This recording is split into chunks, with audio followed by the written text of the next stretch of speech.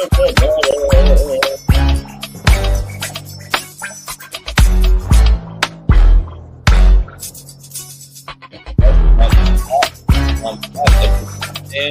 birthday.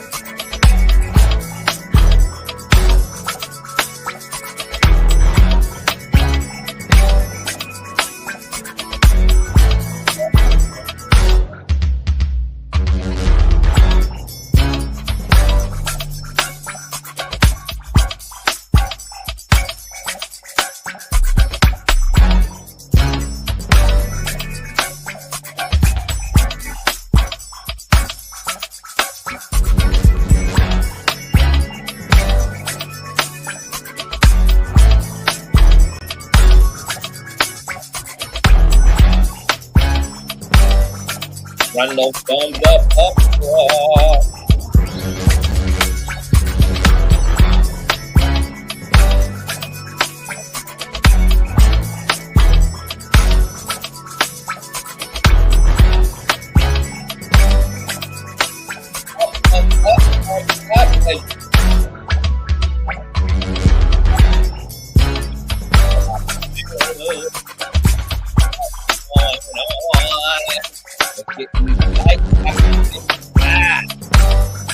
Y'all in the building. It should be 80 some likes on this video. Got no weirdos over here. Got no haters over here, baby. Hater and sucker free over here. So it shouldn't be no. Y'all already know what to do. Let you put up to the sanctuary, baby. You bully the hell out of that like feature. Alright. We got next to get into. Probably going to be dropping the link because I am so interested to hear from the single fathers, the single mothers. I'm so curious to know what y'all think about these ghetto co-parenting shenanigans.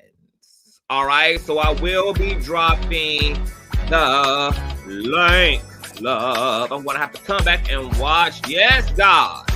Nita had to run up here, girl, and leave a thumbs up behind. That's what you do. But see, that's what we call supporter, baby. That's a supporter, baby. Okay, by any means necessary. It's going to do what's in the best interest of the kingdom. All right, run those thumbs up. Y'all already know what we're here to talk about, girl. All right, before we even get into it all, go ahead and, once again, press that thumbs up, whether you are a part of the Replay Gang, or you are a Bush baby, or actively in the streets with me. I need you to run the thumbs up, because not only do thumbing up help the YouTube algorithm, more importantly, girl, it triggers up the YouTube notification system, child. And we need all of that, okay? We need all of that. We need all of the conscious crew in the building because they're subscribed for a reason, okay? But YouTube don't always do their due diligence, which is why we have to counter them. We have to help them out, girl. Give them a lending hand, all right? By touching and agreeing with that thumbs up. Shout out to all the new subbies. Make sure that you guys have your notification bell set to all so that you never miss a day nor an hour where the king is in fact king. And last but not least, please share the stream out to wherever it is you have digital community, whether that be your YouTube, your Facebook, your Snapchat, your outside of Twitter, Tumblr, or your personal OF. I actually really don't give a damn where you lay the lane.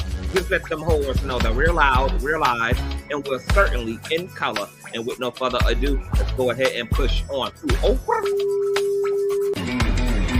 I know a place where you can recharge your soul. Baby, that's Consciouztv. And in the midst of brokenness, he gon' see your asshole. Baby, that's Consciouztv. You gon' heal, you gon' laugh and catch a little shade. Ooh, girl. Y'all know he be slaying, y'all better stop playing. Come hear what he's saying. Ladies and gentlemen.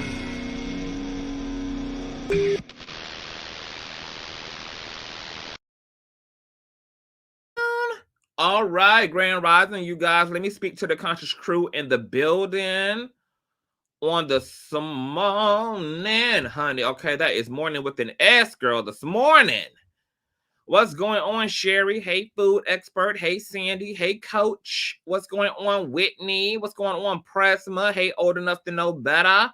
Hey, Nicole. Hey, Aaron. What's going on, V. Thompson? Hey, Gabriella. What's going on, Corn Silk? Hey, Sin. Hey, Sandy. Hey, Octavia. What's going on, you all? Hey, Miss Dawkins. Hey, Crystal. Hey, Tiana. What's going on, my rumors and my food expert? Hey, Zan. Grand Rising Nita. What's going on, Karen? Pure Leaf can sue for putting H2O in it. Hold on. What, Karen? What happened? This ain't even pure water. This is actually alkaline water. I just be recycling the bottle, honey. I hope it's H2O in there. What's going on? Latera. Hi, so blessed. What's going on, Candace? Hey, essentially natural. Hey, my other Sin 2 to be exact. Hey, boo. What's going on, Dancing with Nature? Hey, y'all. Hey, no power in the universe. Hey, uppity. What's going on, Trini Gal? What's going on, Coach Better? We got all the coaches in the building. Hey, Angela. Hey, y'all. What's going on, y'all? All right, so we got a bit to get into. I'm going to be dropping the link to let you guys come up and sound off. I'm sure that you guys probably have your opinions, girl. Y'all know Safaree and Erica Mena have been headlining for all the wrong reasons ever since they both started windmilling on each other's genitals. And speaking of genitals, I have to say that between all of the mess that got stirred up last night and Safaree going live on his YouTube channel and Erica Mena out here trying to curve all type of very diabolical narratives about Safaree, girl, can I just say that this is one of those couples that have that type of drama that just makes my coochie dry up. Like, my coochie just gets so dry and so crispy when it comes to the level of nigament that exists between Safaree and Erica Mena.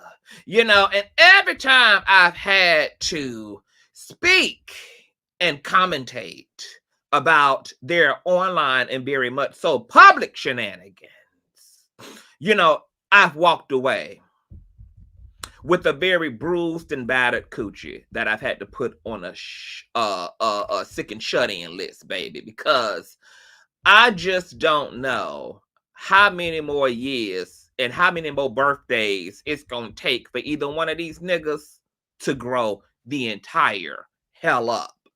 You know, out of all of the claims and all of the online abuse, girl, this has to be the absolute worst. I think the last time we were talking about Safaree and Erica, if I'm not mistaken, she was crying aloud because he was fake dating some African on Love and Hip Hop and buying her twins fake rollies that actually TikTok, and she got triggered and claimed that, you know, he don't even so much as buy, you know, their kids a pack of damn Bologna, baby, okay, that he won't even do the free shit for the children's. And then I think the time before that, Erica Mena was crying aloud and claiming that, you know, she was pegging Safaree and putting all type of strap-ons and pieces of plastic all up into his goddamn Jamaican guts, baby.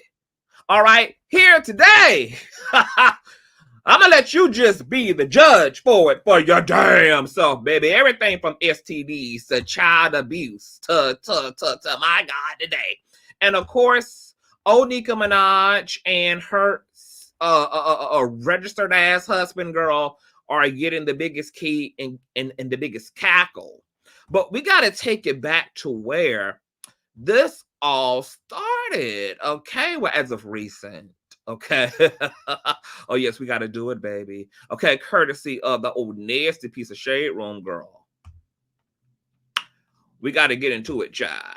All right, courtesy of the Shade Room, for those of you who may not know. Girl, woo child. Erica Mena reacts after Safaree recently reportedly requests to lower his damn child support. All right. Erica Mena has reacted to her ex-husband, Safaree Samuels, reportedly filing a request to lower his child support payments for their son and daughter. According to an exclusive report published by In Touch Weekly on Tuesday, October the 15th, Samuels has asserted, quote, that there has been a significant change in circumstances regarding the custodial arrangement and earnings of said parties.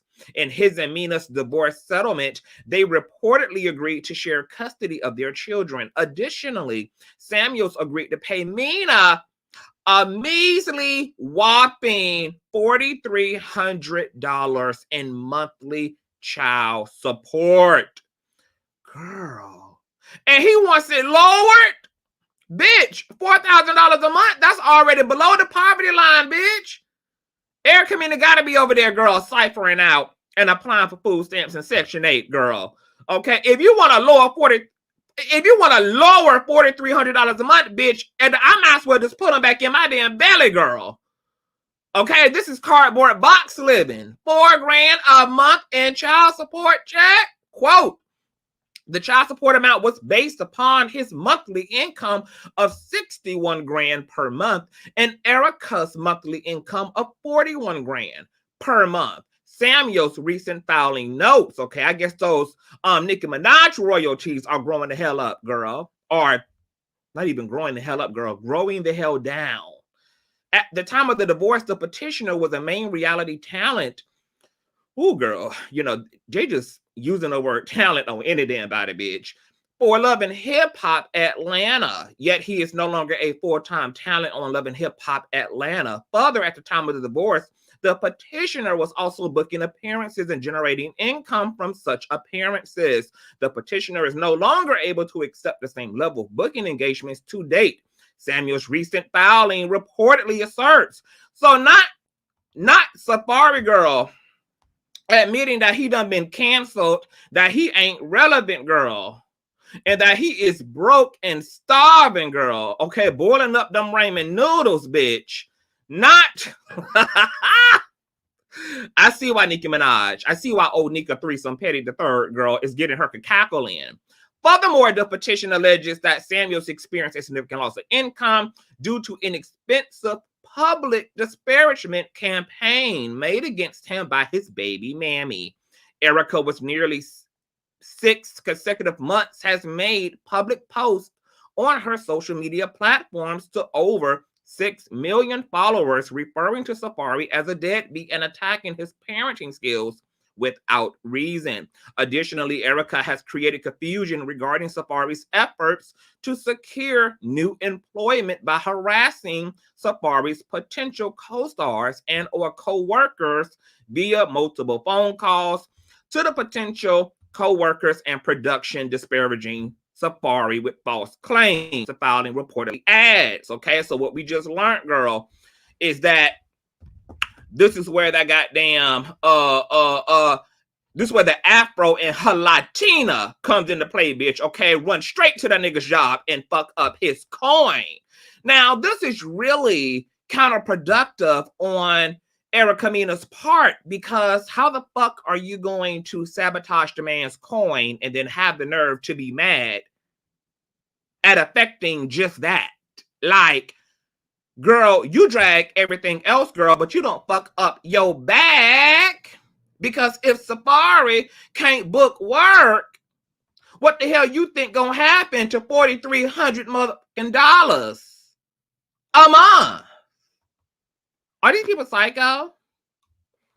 Lastly, the filing also alleges that Safaree has greater parenting time with his kids and has the minor children in his physical custody on an average of 3 to 4 weeks consistently during his time. That's a part of this line, bitch. This line, girl. Claiming that he be having them children for damn near the whole month, girl. Now, Erica Mena might be a lot of things, girl, but what we know is that she ain't without her damn kids for almost a whole damn month. Social media users react to Samuel's request in the Shade Room comment section. Some wrote, one thing these men gonna do is have a baby and run, child. Another user wrote, he can afford them Gag City tickets. He can afford that damn child support. Another one said $4,300 for 2 kids in today's economy. That's 40 chicken wings and 24 eggs, girl. Additionally, Mena took her Instagram account to share a now deleted picture of a calendar showing the year. In yellow, she highlighted the dates that she allegedly spent with her and Samuel's children. Meanwhile, in orange, she highlighted the dates that Samuel was allegedly present. Mom is yellow, quote, dad is orange, she wrote. Imagine trying to take child support from your baby mama when that's what they get from you, since he skips out on birthdays and Christmas by choice, and you only seen your kid 16 times in the whole entire 2020 damn 4. Yikes. All right. Now, this is that said calendar, girl. Unless Safaree transitioned, girl, and has gone down there to, you know, the DMV and changed his name to Erica Mena, bitch, I don't know why he thinks, girl, that he is the one who hogging and hoarding them damn children for 3 and 4 weeks out of every month. You guys thumbs up the video. Furthermore, Mena also took to her Instagram story to accuse Samuels of leaking his recent court filing to the media. Quote, you wanted attention this bad that you leaked your own court papers, she wrote, shaking my head. Sis, you know because of the truth. Be smart. As the Shade Room previously reported, Samuels recently made headlines when he popped out at his ex-girlfriend Nicki Minaj's concert in Miami earlier this month. Furthermore, Samuels appeared to be living his best $4,300 best life, baby. Footage of Samuel subsequently went viral and prompted Mena to subtly address her ex-husband's behavior per the Shade Room. Ultimately, Mena shared a photo of herself on a movie set choking a man with her legs. My God, today. Furthermore, the pair's recent online interactions follow Samuel citing his breakup with Minaj as the biggest obstacle he's had to overcome. Mena blasting him for allegedly neglecting and not grooming their children, and Samuel seemingly vowing to give back to strangers amid his alleged neglect of his and Mena's damn kids. Baby, if I never wanted to be a lesbian more, if I never wanted to be a lesbian more, baby, 2024 and 5 is all about pure and utter lesbianism, baby, because, baby, I can never. Now, as a result of Erica Mena responding to all the intentional gaslighting that Mr. Safaree was intentional about accomplishing against her, he took to his YouTube channel to further perpetuate narratives against Miss Erica Mena. The video opens up with alleged CCTV footage within, I'm going to assume, Erica Mena's home, of him allegedly being pushed as it looks like he's attempting to leave. Now, Erica has her own, response to this and her own explanation for why she put her hands on her tight ass baby daddy.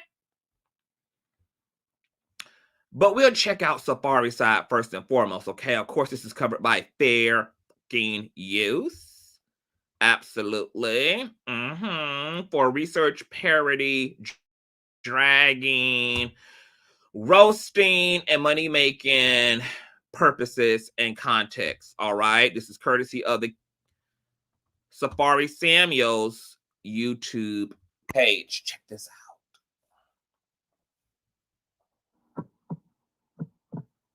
Not the dramatic ass music in the overlay.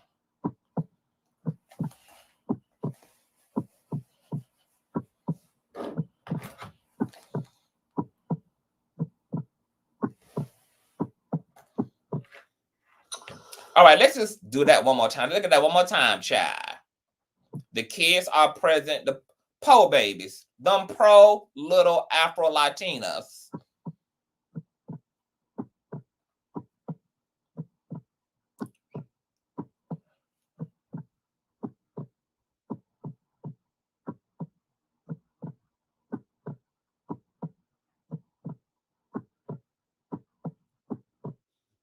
All right, hold on. Let's okay. So these are two different footages that are edited together. One is him going to the front door and her trying to keep him from leaving and pushing him while he's on the phone.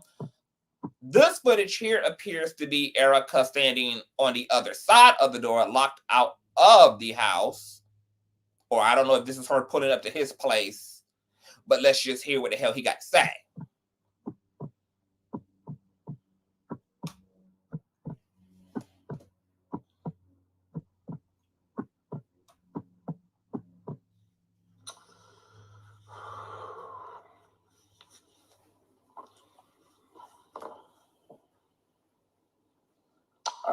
I don't even know where to start.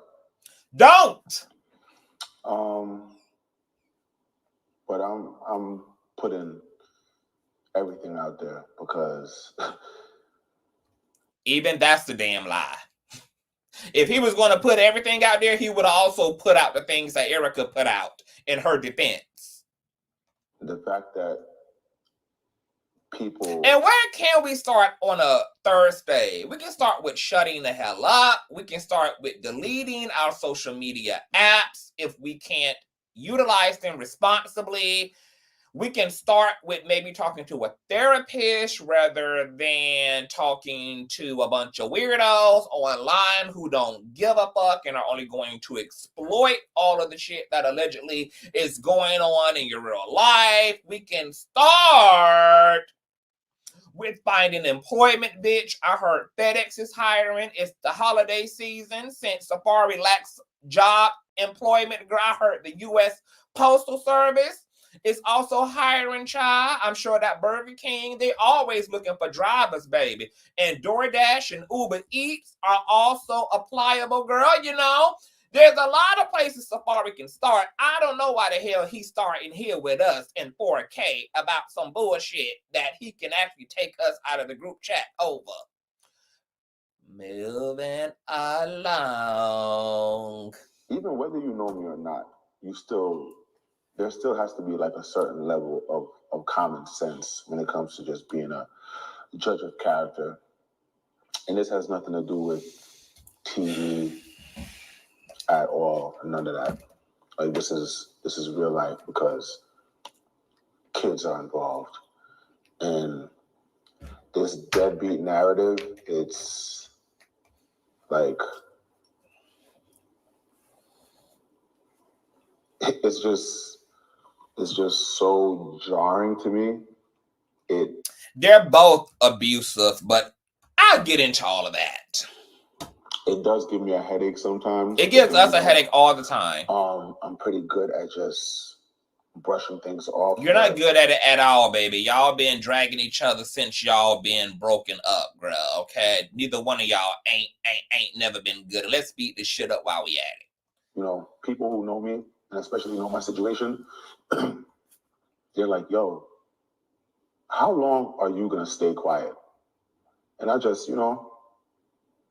you've never been quiet. I be sparing people. Are those people deaf? It's like, yo, it's are they delusional? I feel like everybody just feels like they know my business, and if it's reported, it's news. Yeah, because just like today, you all are always putting it out. There's no accountability, and then there's just all-out lies and delusions. Wow. I'm pretty sure that there's some men out there who can relate to this, and when it comes to being a father in a co-parenting situation, something that you and Erica know absolutely anything about, obviously. Somebody wants to have full control of every single thing and they can't have control, it's just not going to be a easy transition, you know, especially when, you know, the other person is just used to it being one way or very controlling or still wanting the whole family dynamic, and it's not there anymore. But I love my kids. And it's gotten to the point that he loves his myself first. He loves his kids, but decides to constantly antagonize, gaslight, and trigger the mother of his child by doing everything for everybody else except his children. He loves his children,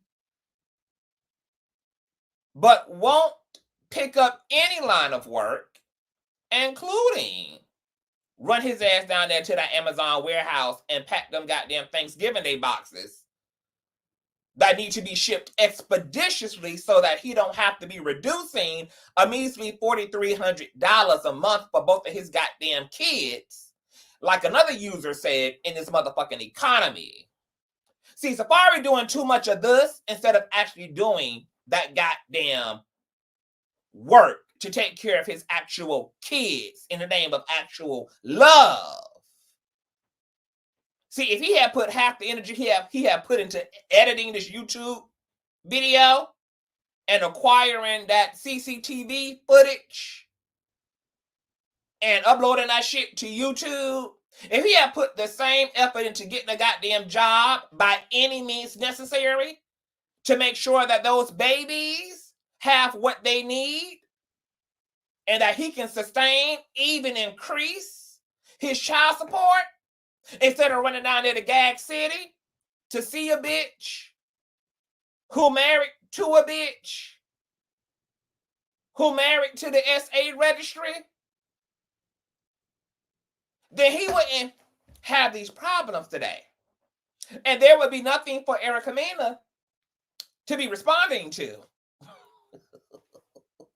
If Safaree put half of this effort, baby, into getting him a caseworker and going down there to the pay-by-day job kiosk that every city has to get you some day labor work, baby, so you can keep up with that $4,300 payment, baby, because you see, you can't be around here trying to make your baby mama look crazy, bitch, when you got on diamonds, pearls, and wearing fur coats and ziplining it down to Miami, enjoying horrible ass hip hop music, bitch. But yet you can't cover your bare essentials, which is the livelihood of your children. That's a part of your bare essentials as a man. Your own personal well-being and making sure that their personal well-being is leveled. This is why Erica Mena be wilding the fuck out, because it's the unmitigated audacity to have the money to go see Nicki and see Kenneth, and the money to catch flights and to book hotels and personal drivers and to be drinking cheap ass liquor. But you can't pay your $4,300 for these two kids that are predominantly in her goddamn custody. But you got time to be shaking ass and twerking down in the Gag City. You got time, baby. You got energy, baby.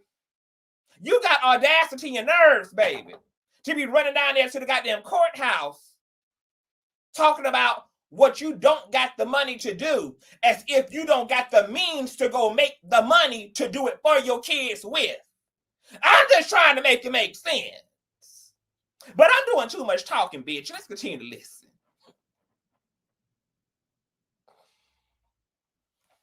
Because I'm either going to end up in jail or worse, because I'm dealing with someone who is just, whose anger management is just not. I was looking through a career that was more computer oriented. Accelerated degrees in cybersecurity, ECPI University. Non-existent. When I first moved to Florida, I remember I got a 2-bedroom condo, and the first time I had my kids come over there after my divorce, and I started the whole visitation week and having my kids for the days I was having them. When my kids first came over in my condo, it made me so depressed because I was like, yo, I felt like they were so confined, and I didn't feel good about it. And I said, yo, I gotta get a house. I need a house. I can't have my kids running around in this condo and hurting themselves and it just not being a fit to raise, 2 children in a co-parenting setup. And I found my house. And I'm gonna be all the way blunt and straight up with it. You know what I'm saying? Like I got this house because of my kids. I got this house for my kids.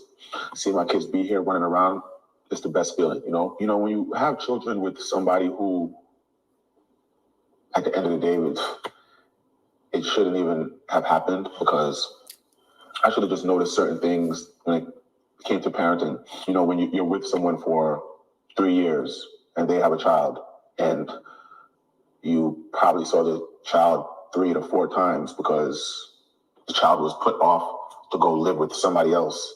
And, you kind of look past it when you don't have kids or you're not thinking about it. I never even was like, yo, why doesn't your son live here? And then when you finally get to have a conversation with the son and find out why, it's crazy. Imagine speaking to a child who's of age and knows what's going on. He's 16 years old. And he says, if I ever had to live with my mother, I would kill myself. I wouldn't make that up, And it sucks that I gotta really just run this down because of this smear campaign and somebody who gets such a high on just talking about me and picking and choosing what kids you want to, have in the forefront and get whatever extra attention you get off of it, So I kind of just looked past certain things and thought that, maybe I could help and make things better. But when you aren't with somebody and it doesn't work out, and the two of you are just in a weird space and everything is a fight, especially in front of the kids, I'm not going to subject myself to that. My kids have never, ever seen me upset. My kids have never heard me yell. Hey, I want to go to top of your dead to me. Yeah, you want to? You is dead. You believe that I need you. No. Before I need you.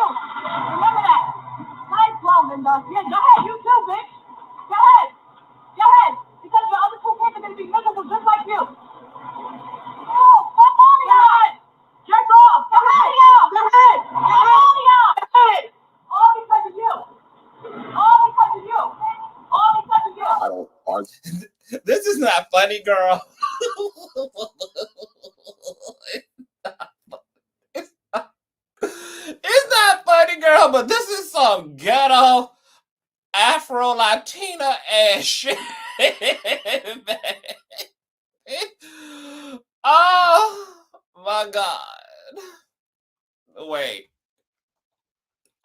It's so hard for me to take these 2 bummer clowns seriously. And they both act a whole damn entire fool. That's just not in me. But, on the other hand, the other side, they don't operate or think the way I do. And when I have my kids and someone is pretty much trying to police and parent and watch every single thing I'm doing and call, oh, who's there? What's going on? It's just so unhealthy, so excessive. Of course, we don't feel sorry for Safaree over here. Okay, he didn't even want to marry the black woman he was with, that he came into the game on the arm of. But he was quick to run down there to the courthouse, girl, and to marry his exotical girl, okay? You got an exotic woman, and therefore you got exotic diversity. You got you an exotic woman, and you now have exotic ass problems. I don't know why you're crying aloud to us. To the point where it just creates a lot of issues. Like, you can't pick and choose when it's okay to say, okay, the kids are good, and then if we're not, you know, in a good space, then it's an issue. You know, I've taken my kids to Jamaica. If I was such a bad parent, nobody's gonna let a man take the kids to Jamaica by myself. I didn't have no help, and I want a biscuit for it. I did it. You know, it just creates such a level of toxicity that it's better to just be like, you know what, I'm gonna deal with this through the courts, and when this thing gets sorted out how it's supposed to be sorted out, then okay, we'll figure it out. So for the past, you know, few months, that's what I've been dealing with when it came to, you know, looking for lawyers and just trying to figure out this whole thing, because my original standing order for this child support and the visitation and all of that, everything, it originated from Georgia. We moved to Florida. When we moved to Florida, everything has to get transferred over. It just got transferred over like this week. So now I get to find out what this new setup is going to be, because I refuse to go to her house to pick up the kids. I refuse. I'm not. It's just too unstable, too unpredictable. And the only way I would do it is either a police precinct, or if the kids are somewhere else and I'm picking them up from there. But everything is just done off of spite and Yeah, boy! All right, Let him cook! Let him cook! he's paying those bills, child, because he need all the money he can get for those monthly child support checks. Y'all thumbs up as y'all are doing that. What's going on, Tramel? just intent on the other end. Me, I don't move like that. I don't live like that. You know, when people look at me, I don't look like I'm carrying stress. I don't look like I'm losing weight. I don't look like I'm just harboring so much hate inside me that it physically begins to show. And I'm a father. I'm a grown-ass man. When I have my kids in there with me, they're under my care. They don't have nothing to worry about. So I'm not going to have anybody acting like they need to know every single thing going on. When I was filming Love and Hip Hop, Miami, and I had my kids here calling, oh, where the kids at? What do you do? Oh, you better not be filming with the kids. Oh. First of all, I've never filmed with the kids ever by myself on Love and Hip Hop. They're not a part of my storyline. That doesn't make sense to me. I'm not going to be in the park pushing the kids, playing, like, of course, they wanted to see me film with them, but, you know, both parents have to sign off on that. And you know that wasn't happening. And, you know, the last instant of when we had a transfer with the kids, it was, she called me and said, hey, I'm in the area. I could save you a trip. I could come pick the kids up. And I'm tired and I don't want to do the drive. And it was like really like early in the morning or whatever. So I'm like, all right, cool. I let her in, lay down in the kids' room. One of the kids was in there. Next to the kids was laying with me in my room. And when she gets up, she's like, she wants to have a conversation with me. I'm like, okay, let's talk. As soon as she starts talking, it's yelling, screaming, all of that. I said, yo, look, I'm not doing that. And if you can't talk to me normally in front of the kids, where the kids don't realize that we're having a discussion about something that we're not agreeing on, then I'm not having it. Oh, I don't give a half, blah, blah, blah, blah, blah, all this yelling, whatever. So I'm like, okay, forget it. Just, you know, you here, pick them up, you can leave. And in my face, all of that, blah, blah, blah, and all that. So I'm like, all right, you don't want to leave.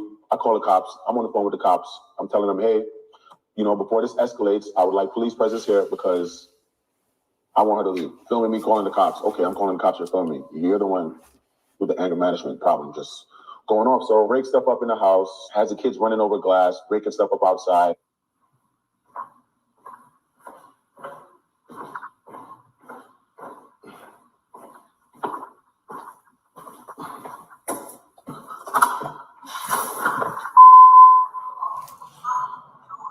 After that, I just was like, you know what? If I can't pick up my kids in a place that is like a drop-off point or a police precinct, I'm not picking them up because I'm not going to her house ever again in life. My daughter, she has an iPad. I'm blocked on the iPad. My daughter's 4 years old. She doesn't know how to block people. She doesn't even know how to text. Childish, just like BS like that. So I'm like, okay. The next time I got my kids after that, before that, when I went and I was going to get a restraining order because, you know, she's doing stuff like showing up in my crib, 5 o'clock in the morning, pulling out a ladder, hopping the fence. Oh my God, what is that? Oh my God, what is that?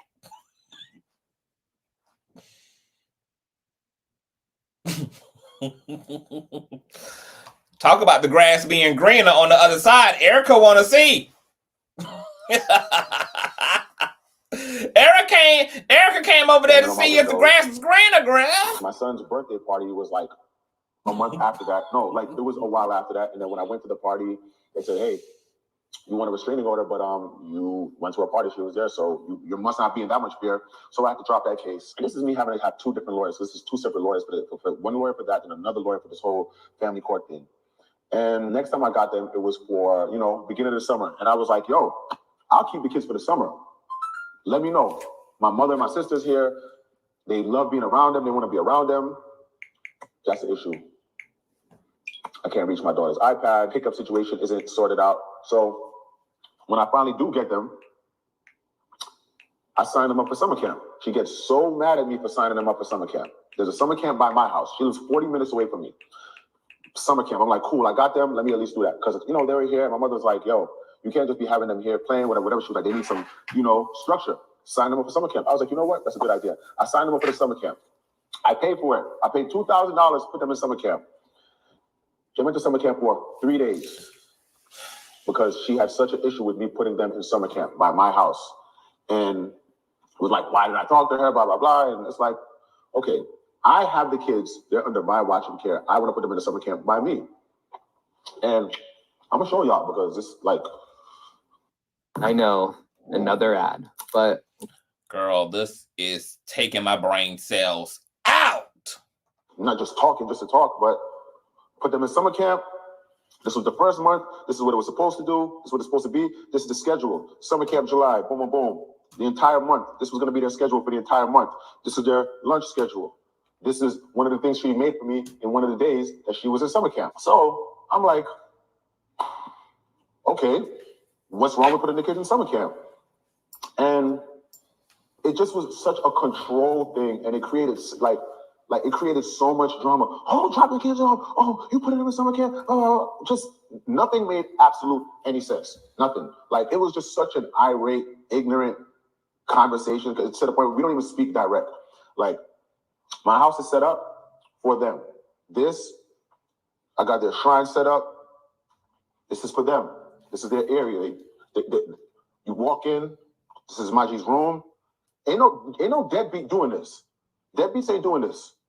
My daughter's room is bigger than some adults. Girl, them rooms don't even look used, baby. They look like that of a father who only sees his kids 16 times out of the whole year, y'all. Look at them rooms, girl. Them rooms look like damn IKEA displays. Okay? Never been touched furniture, girl. Virgin furniture. Virgin walls, baby. Virgin paint. Ain't no deadbeat doing this. Deadbeats ain't doing this. Ain't nothing alive that's going inside that damn room, baby. My daughter's room is bigger than some adults' rooms. And it's just so insane to me how people just, oh yeah, you're a deadbeat. Yo, I know about real deadbeats. And this situation is all about control. This woman text a naked picture of me to my mother and my sister because she wanted to let them know that, oh, you and your son, I'm pretty sure your son's not telling you what's really going on between us and all of this other nonsense. Okay, this is a text message that reads, I figured since I know your son is such a liar, and since I know he lies on me all the time to you and your daughter, just figured I inform you of him being up in my bed last night. It's ironic how he paints me out to be such a hateful monster, but yet he won't leave this sweet Afro-Latina puss alone. Oh, God. Are real deadbeats. And this situation is all about control. This woman text a naked picture of me to my mother and my sister because she wanted to let them know that, oh, you and your son, I'm pretty sure your son's not telling you what's really going on between. I mean, let's not act like her sending a naked picture is so when this is the king of OF.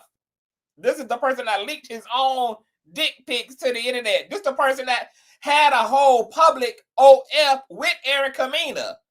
while they knew they both had mamas and daddies. All Erica did was send what the public already had access to, baby. To people who had access to you. Okay? Let's not act like that was the most outrageous thing she could do, is take your pornographic images that you sold for $5.99 all over the internet, baby, and just help put a visual in place of all the lies you've been telling on this damn lady here, driving her crazy because she dickmatized as hell. And us and all of this other nonsense. Okay, me and you are still, you know, having a relationship, and that's over with. Thank God that's over with. Like, you know, I prayed about that, and there's absolutely nothing physical going on anymore. And you taking naked pictures and sending it to my mother and my sister to do what and prove what?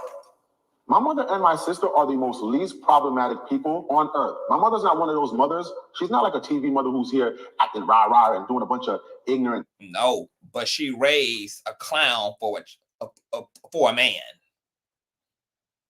That's the worst thing she did, baby, is she raised a clown of a nigga.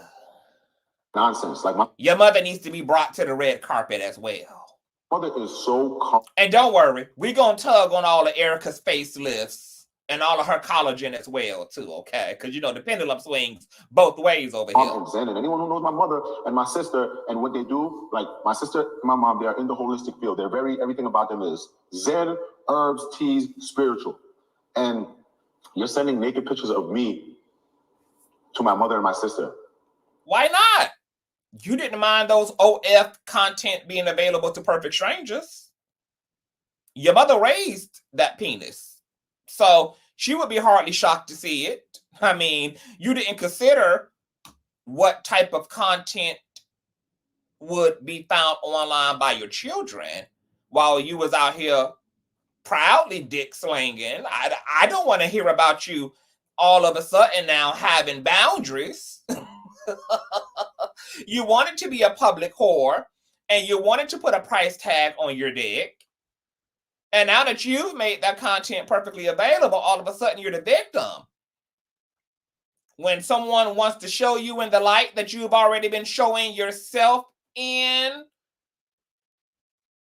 for 5 whole entire dollars, are we not going to take any responsibility here? Whores are not shocked. Honest whores are not shocked when their whorism, you know, ends up in their mama's phone, or ends up in their daddy's phone, or end up in their children's phone, okay? These are all things they have accepted could and would happen. You have no problem with that sexual content being made available in any other context. Who gives a damn? Okay? You just asked your mom, did you do a great job in that footage, okay? Pick up my kids in peace. Everything is just long and drawn out. And it's just so unfair that when a woman says something, no matter what, it's like, oh, it's the man's fault. People are like, but you didn't know? And I'm kind of like, you know what? Well, I thought I could make somebody not be just like as angry. But then when things just started like going sour and not working out, it just... You know why we don't feel sorry? Because, you know, Safaree met Erica Mena in the industry, met her working on the same show. He knew Erica's past like we all did. He knew he was dealing with a woman that always had a very troubled romantic past with not only men, but she's also had a very troubled and violent past with women. All this footage that's viral of Erica Mena trying to drop kick her baby daddy in the esophagus, beating the hell out of Sin ass on Love and Hip Hop, cheating on Sin, allegedly. Popping bitches she cheating on Rich Dollar with in the mat. He also knew she had been engaged to another public figure. That went down in the blaze of glory, aka Bow Weezy, another lesbian relationship. And more pressingly, he knew she was a troubled parent because there had been all this content and commentary and allegations made against Erica Mena when it came to her first child, her son. But because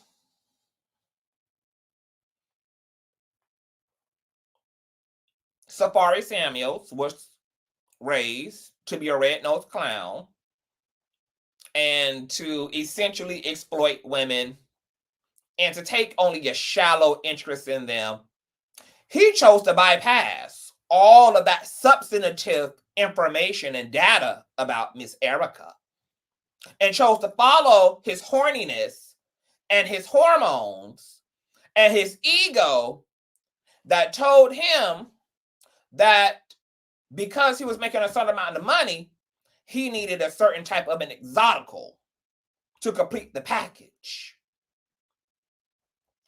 It was his choice to bypass all of that public information and to choose him a bad bitch.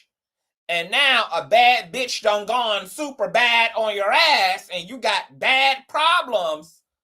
You're now the proverbial victim, and there's not a single lick of responsibility that this big dick nigga is wanting to take for the distorted, insecure, anti-black, shallow bitch that he chose to procreate with.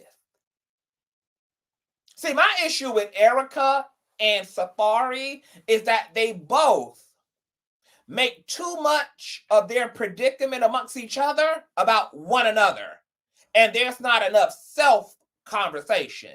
There's not enough I conversation. There's not enough introspection on either one of their part.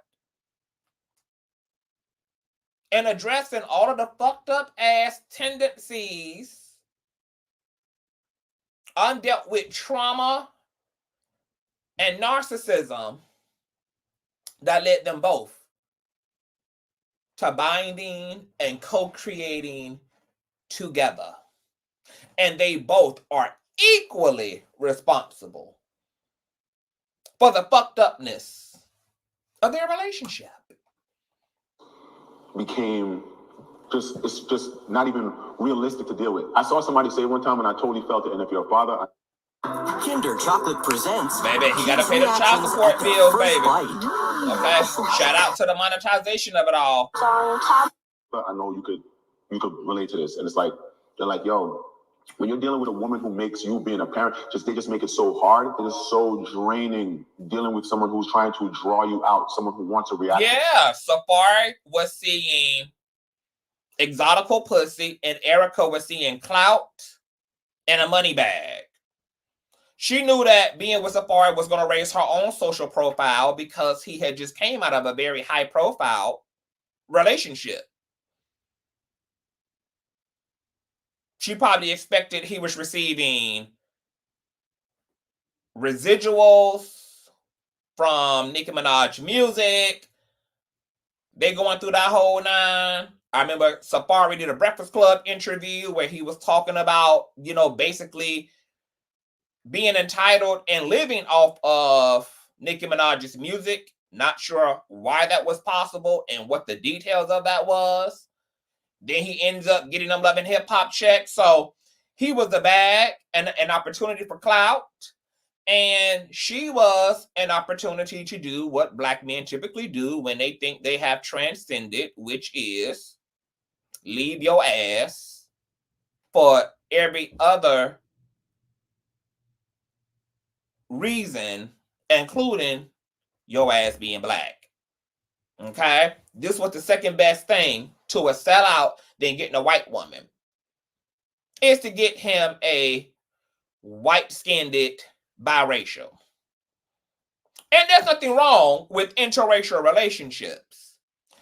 There's something wrong with choosing partners for any other reason other than you genuinely loving them. When you're choosing them for social equity, when you're choosing them out of self-hate and colorism and internalized racism,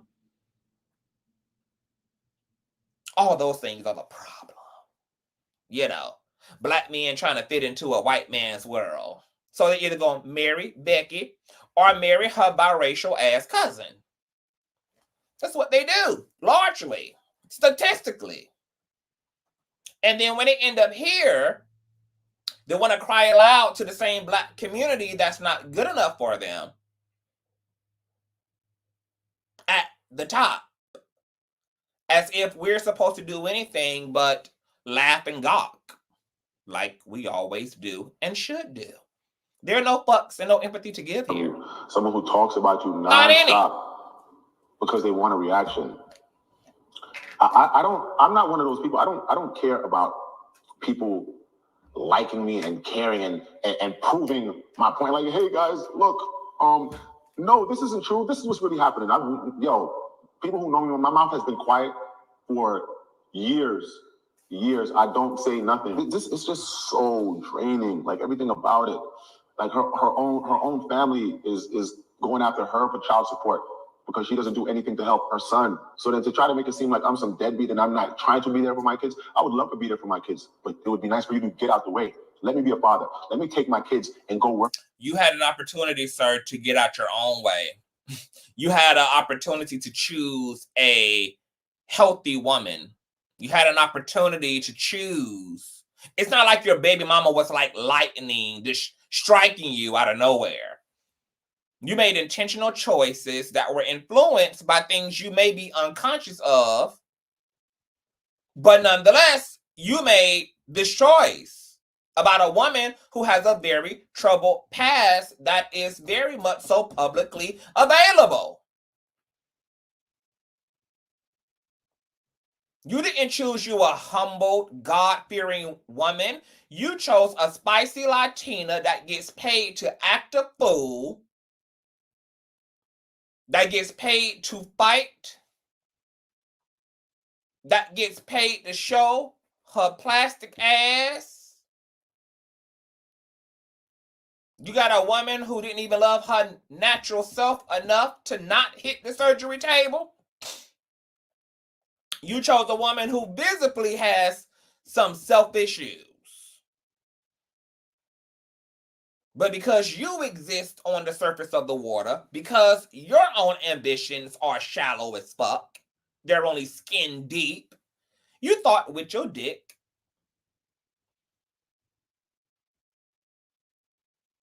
and your dick got you in a situation with a bitch who refuses to leave that dick alone.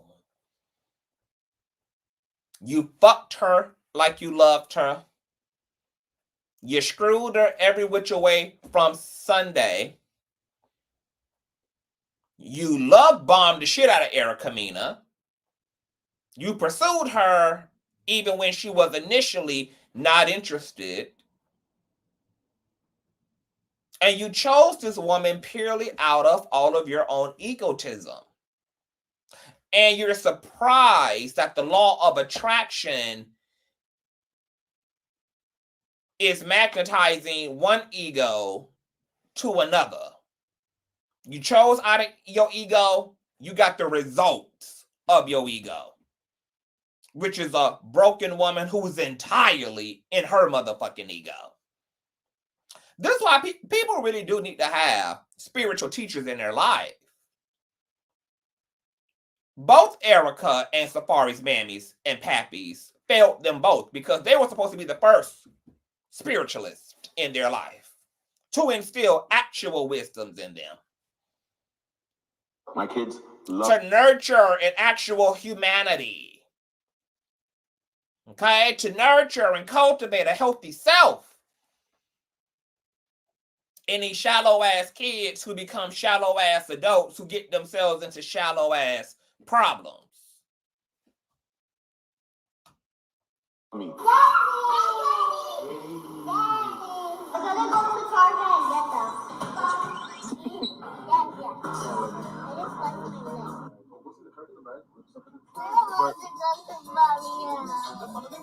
Mommy, she was missing you. She was looking for you. No, baby. God-fearing women are not with the shits. Posers, posing as saints are with the shits. I'm talking about the actual God-fearing people. Somebody claiming to be God-fearing, acting like Erica Mena obviously ain't God-fearing. And that ain't what the fuck I'm talking about. I'm talking about the actual God-fearing people. See, there are actually well people who live. Healthy people actually exist. People who are that which they are. And all those people who for real grown, y'all don't see their ass on the internet. Y'all don't see their ass down there to the courthouse and a bunch of bullshit. Y'all don't see their motherfucking asses losing weight like Safaree and needing another goddamn hairline transplant in the next few weeks. I'm talking about actual grounded, aligned ass people. Them people ain't with the bullshit, but everybody who is with the bullshit, they're posing as Christians, they're posing as spiritual folk, they're posing as this, that, and the third, and full of shit. And unfortunately, they fucking it up for the real people who about their damn life. But Safaree is not a victim because Erica Mena has worn her brokenness and her insecurities and her superficiality on her sleeve. She's made an entire brand. So Safaree knew exactly what he was getting. There was no lying and manipulating of the person that she kept showing all of us that she was. I just want to say, like, you know, doing shit like He ain't tried to save her. You ain't trying to save nobody that you don't genuinely fucking love. Safaree never genuinely loved Erica. I don't know if y'all have forgotten. Safaree was cheating on Erica while they were engaged. He was texting all type of affections to one of his ex-girlfriends. Talking about she's the one and all this, that, and the third. Oh, y'all don't remember all that? This was never love, baby. This was never fucking love. He never loved this woman. His dick chose this woman, not his heart. Erica was attractive and had sex appeal, and she was also convenient for both of their storylines on a show they were getting paid to be on. There was never no love. He didn't try to save anything. Safaree, just like Erica, has a problematic past when it comes to interpersonal relationships. This is a nigga who had a friend who was confronting him about if he had in fact slept with his girl and refused to give the man a grounded answer because it made more sense to drag it out for a storyline instead of just letting his friend know, of course not. So while he's talking about all the red-nosed clown games Erica plays, Safaree plays all those same games, baby. This is like for like. This is 1 for 1, 2 for 2. This is the same energy, just manifested in 2 different genders, but the same spirit, the same fuckery going head to head. And both are participating in a dick swinging contest. This don't benefit me. This don't help me. Like, I don't like this kind of attention. That's why I usually never say anything. But this thing has been going on for so long. And he is violent. He's not physically violent, but y'all have to stop constituting violence as physical. Violence is also mental. Violence is emotional. Violence is also spiritual. And those actual injuries tend to be more severe and more difficult for people to recover from than the physical violence that they experience. Erica Mena is physically violent. Safaree is emotionally and mentally violent. He plays narcissistic gaslighting games. He triggers Erica, weaponizes the children to trigger her. He abandons the children to trigger her. And then he paints himself as some 48-hour dad of the year to trigger her. And then y'all believe this while you're sitting here also seeing the facts that he's running down to the courthouse to reduce having to financially contribute to said kids. And then let's clock the lies in this. Because according to Safaree, his kids are with him 3 to 4 times out of the week. Not 3 to 4 times out of the week. 3 to 4 weeks out of the month. But yet, his main argument for why he shouldn't have to pay child support is because he's not employable right now. And not employable because Erica Mena is running a smear campaign. And if this was a real man and a real dad, once again, there are plenty of occupational opportunities for a nigga in this country aside from industry-based ones. Since you don't mind Erica recording your ass, fucking the shit out of her, just go back to OF girl and get your coin. Once again, run down there to the UPS, bitch. Because real men do what they have to do. Because their priorities are, once again, their own self-preservation and that of their offspring.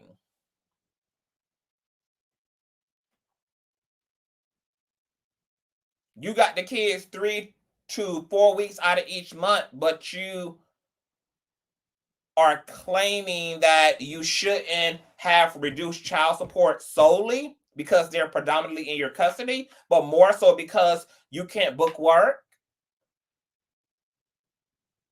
But once again, you're running around down to Miami, going to see your ex-girlfriend and her husband, drinking, laughing, living your best broke-ass life. And you know you have kids that you don't show up for 100%. I don't agree with the way that Erica handles her bullshit, because we're going to get to her ass next. But I'm also going to act like I don't understand the way this nigga goes out of his way to trigger her and to fuck with her, because he's fucking with her about things that he knows are important to her, her kids, and he knows that she's pressed about that whole fantasy of having a nuclear family. I remember Erica on Love and Hip Hop saying this to her son about her relationship to Bow Wow. She said, look, we're going to have a second opportunity to be a family. Erica wanted to be validated by being somebody's wife, especially since she allegedly spent most of her life pussy popping to get to where she is. So that whole idea of a ring and a husband and that whole American dream was a way for her to redeem herself from all her pussy popping sins and transgressions. And Safaree knows that. And that's why he continues to put his dick in her despite everything that he is saying about her in this 28-piece period. He doesn't want Erica. He's just narcissistically toying with Erica, bending her to his will, punishing her when she attempts to hold him actually accountable.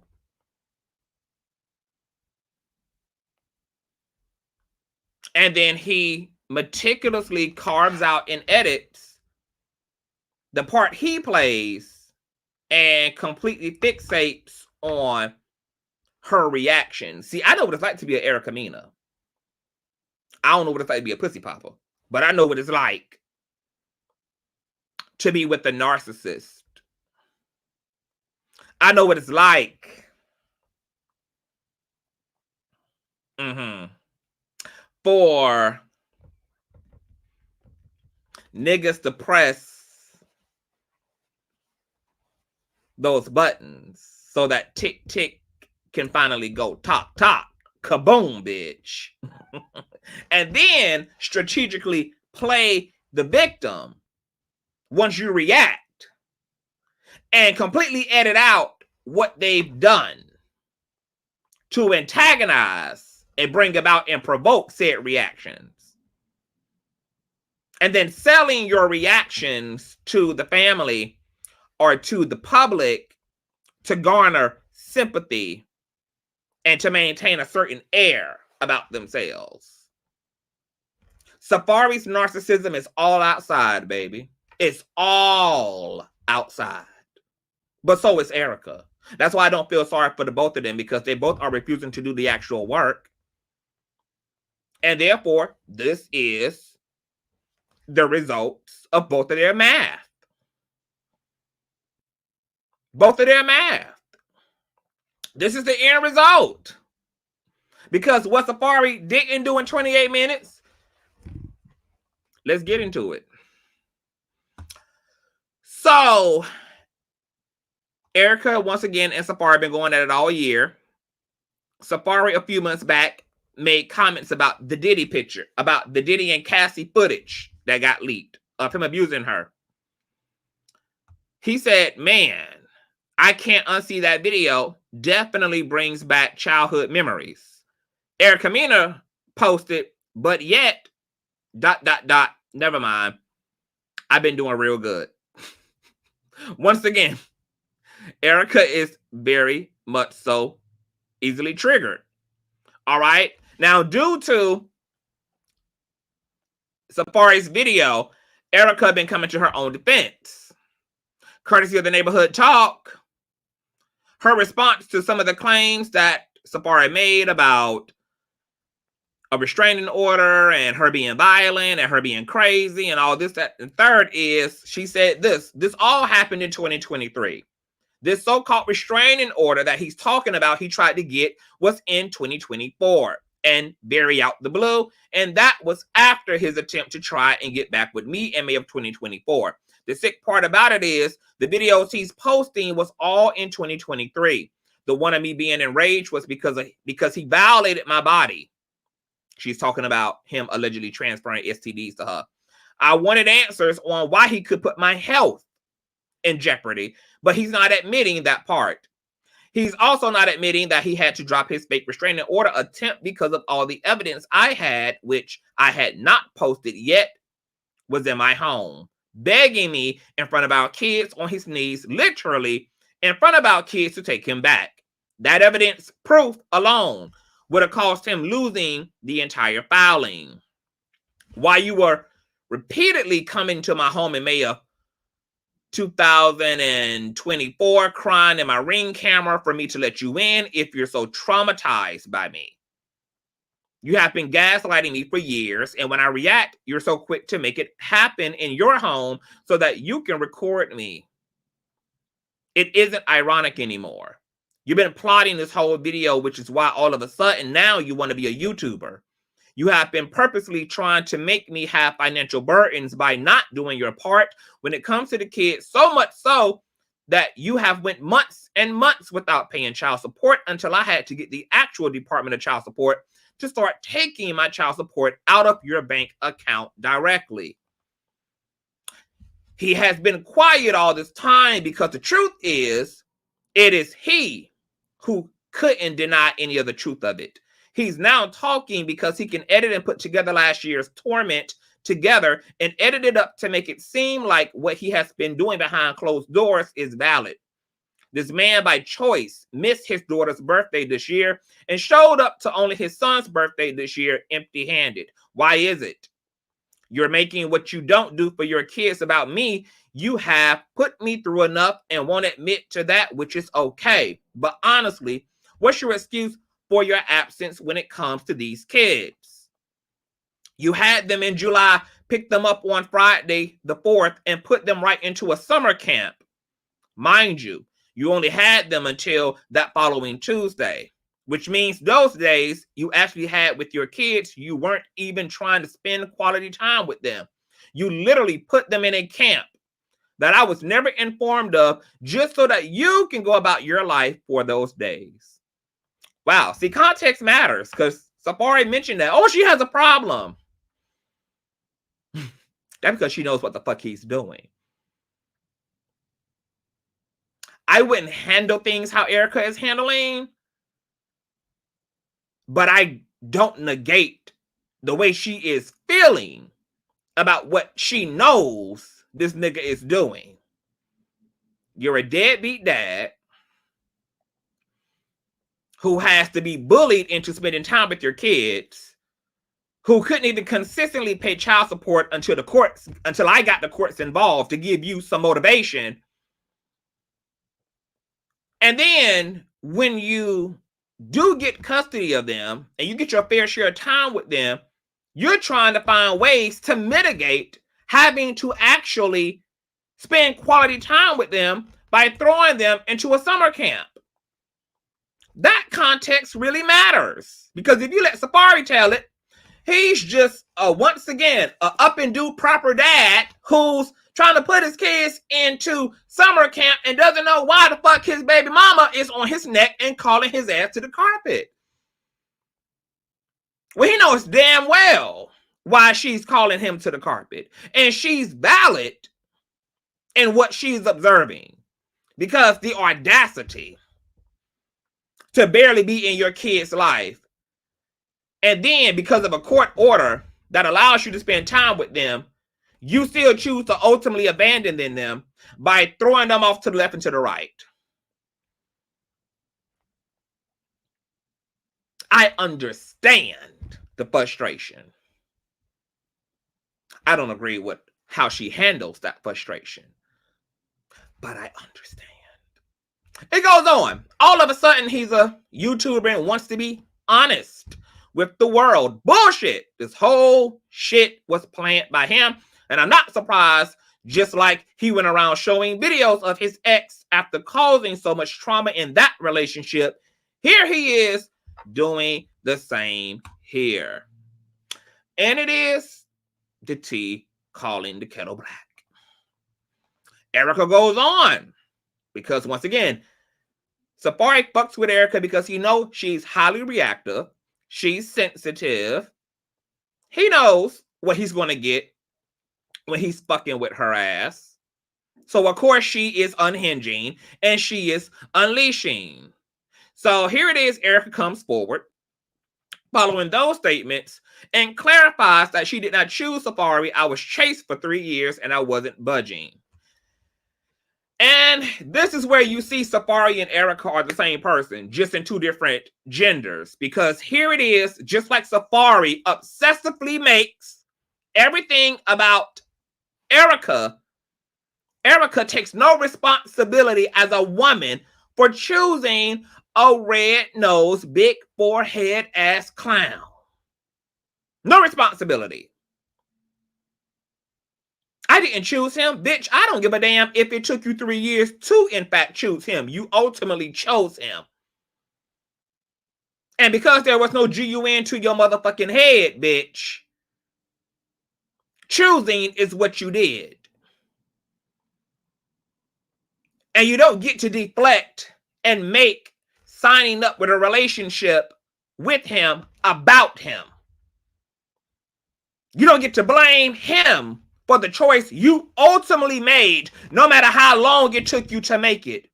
Because just like there are other niggas who've been running you down, who you never gave a piece of pussy to, who you never gave a single lick of attention to, despite how consistent they were, if you really didn't want Safaree, there couldn't have been enough shit he could have did to appeal to you. There couldn't have been enough text messages, enough bouquets of flowers, enough gifting. Because as attractive as Erica Mena is, I know that she has her fair share of niggas that are slobbing at an opportunity to get with her for one reason or another. You chose them, baby. You okayed them, baby. You green-lit them, baby. And you don't get to make that about Safaree. That is totally on you. But let's hear what she got to say. Let me switch over my microphone.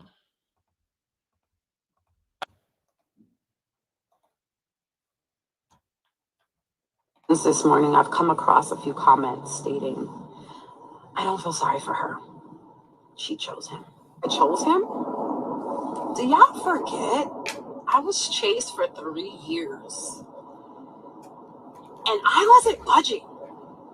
Like, Mofo had to go through my friends and my family just to get me to reply in a text, let alone give him any type of chance.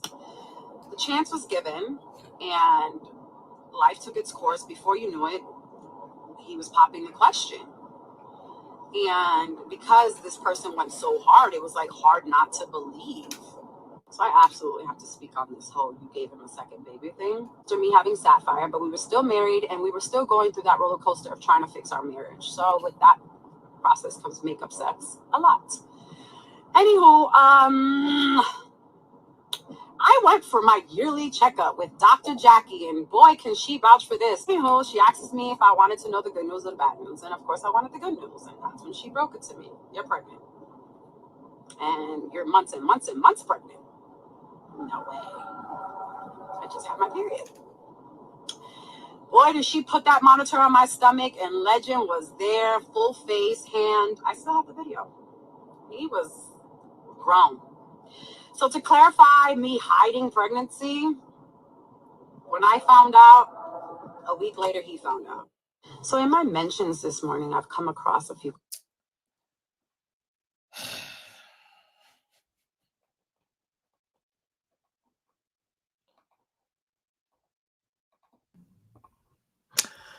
You know,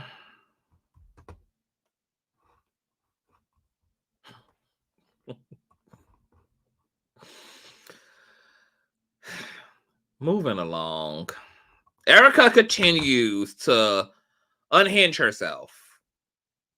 Erica puts out a video of her daughter alleging that Safaree kicked her brother, Legend, and gave him a boo.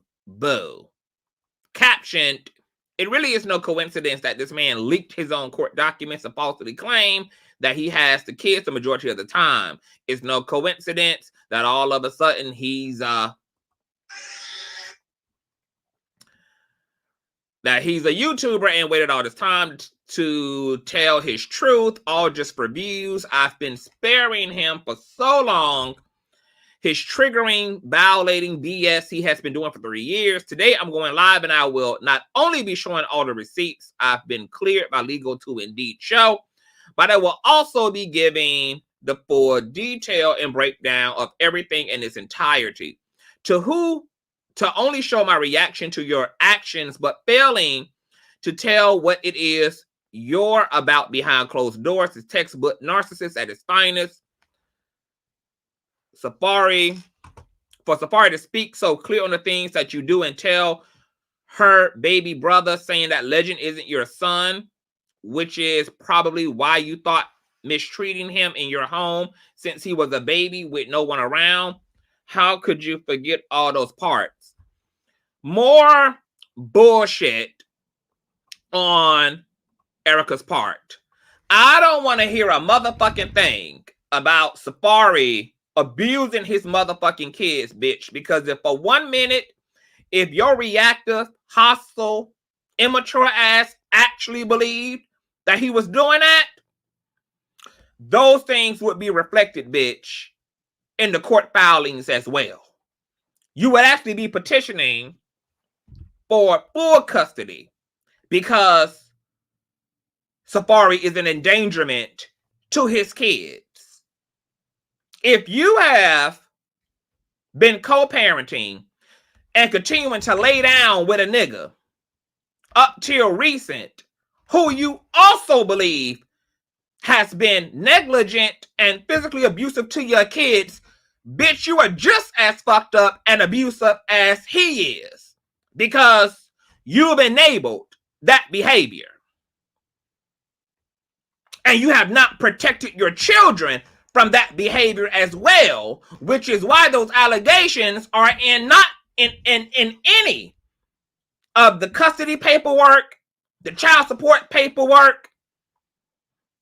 There isn't so much as a damn CPS claim that you've made against Safaree. But y'all both out here trying to litigate y'all's reputations before the court of public opinion. And that's the easiest way to dispel the bullshit and to separate the wheat from the goddamn tare. Because half the shit that y'all saying about each other, once again, has not even been presented in a court fashion. The same thing for Safaree, bitch. You out here slicing and dicing and using iMovie Girl and Adobe 2.0 to make Erica look like a crazed maniac, but you have not reflected your actual fear and belief that she's that in your court paperwork either. Because if Erica is as abusive and as crazed as she is, you should also be petitioning for full custody. You should be continually seeking restraining orders and protective orders. But of course, you're not doing that. Because just like she hopping that fence to get to your ass, you hopping that fence to get into that goddamn pussy that you have continued to fuck. Despite all the commotion she's caused in your home, in your community, all of the ridiculous, absurd shit she's done to your mom and your sister, and you've continued to fuck this woman, pledge your love for this woman, make claims you still want to be with this woman, and then you both do the same thing and get out here and play the absolute total victim. Throw the whole household away, bitch. God, send the flood. Find me a bush so that I can weep for Erica Mena and Safaree. Because their kids now have a 90% chance of becoming just as traumatized and disturbed as they asses have been by their own upbringing. And the cycle has a higher chance of just repeating itself over and over and over again. You know how I know that Safaree's footage of Erica throwing shit over in his home is a manipulation?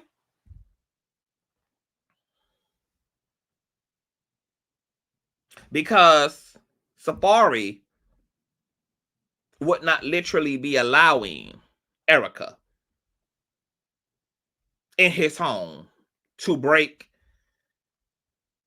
and destroy any motherfucking thing if she was just that emotionally unstable and goes off without a hitch and goes off at a dime and goes off for no justifiable reason. Not that it's ever any justification and vandalizing somebody else's motherfucking property. But the reason why Safaree puts up with all that is because Safaree knows deep down, I am fucking with this woman. I'm digmatizing this bitch. I'm confused. I'm trying to have my cake and eat it too. There are parts of Erica I want. There are parts of Erica I don't want.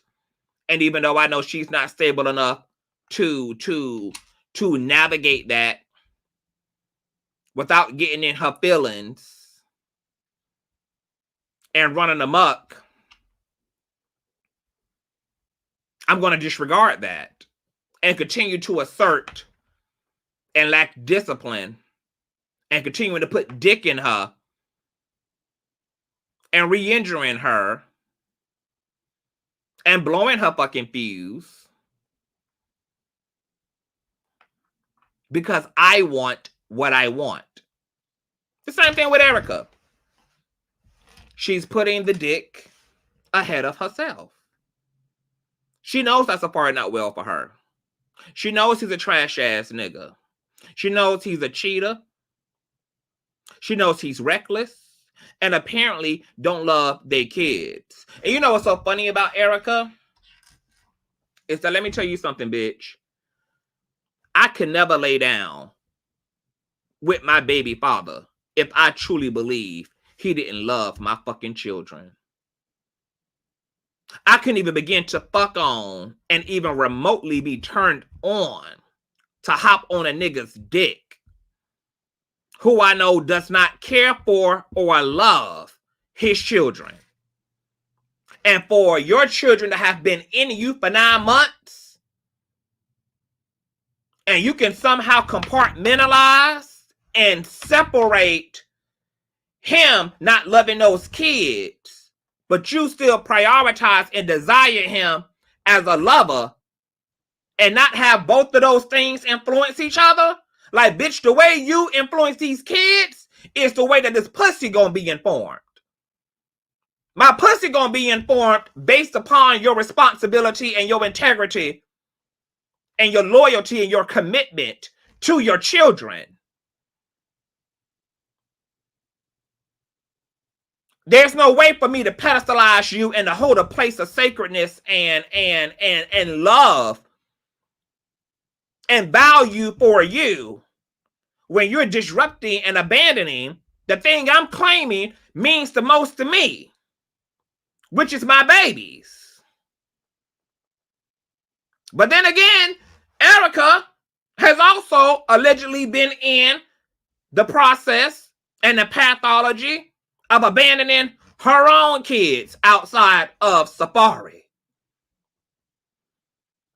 Which is why both of these motherfucking people are equally disturbed, equally delusional, equally unhinged, manipulative, and immature as hell. The both of them lack emotional intelligence. The both of them are either full-on narcissists or definitely possess lots of narcissistic tendencies and traits. And they've both resulted to being a brick wall to one another. Head to head to head, mirroring one another. And the sad part about all this fuckery and foolishness that these kids who definitely deserve much better parents than either one of these heathens participating in heathenism sex is that both of these persons, between his $61K a month and her $41K a month, can certainly, at the very least, afford Obamacare level therapy.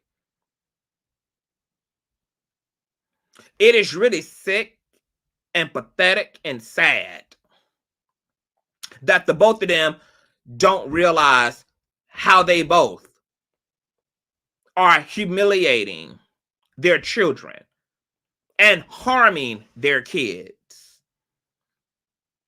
by putting everything else front and center but just that. Erica is not fighting with Safaree because she wants him to be a dad to their kids. She's fighting with Safaree because she wants him to be her man. And she's attempting to use the kids to inspire a desire for him to give her that nuclear family fantasy. Her motives for staying on his neck about their kids is not about the kids. That's about her. It's about her. The kids are just a bait and a means to an end. But it's the same thing with Safaree. Safaree don't give a fuck about his fucking kids.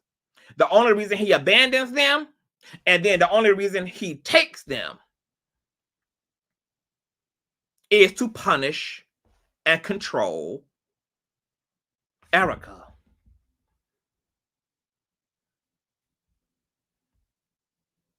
This is why I don't believe in people just using a reproductive system fluidly. I feel like just like we need a license to fucking drive, bitch, we need a license to reproduce, girl. How ghetto it is out here, girl, and how many of these fucking adults are fucked up because they were fucked up kids with a fucked up ass upbringing.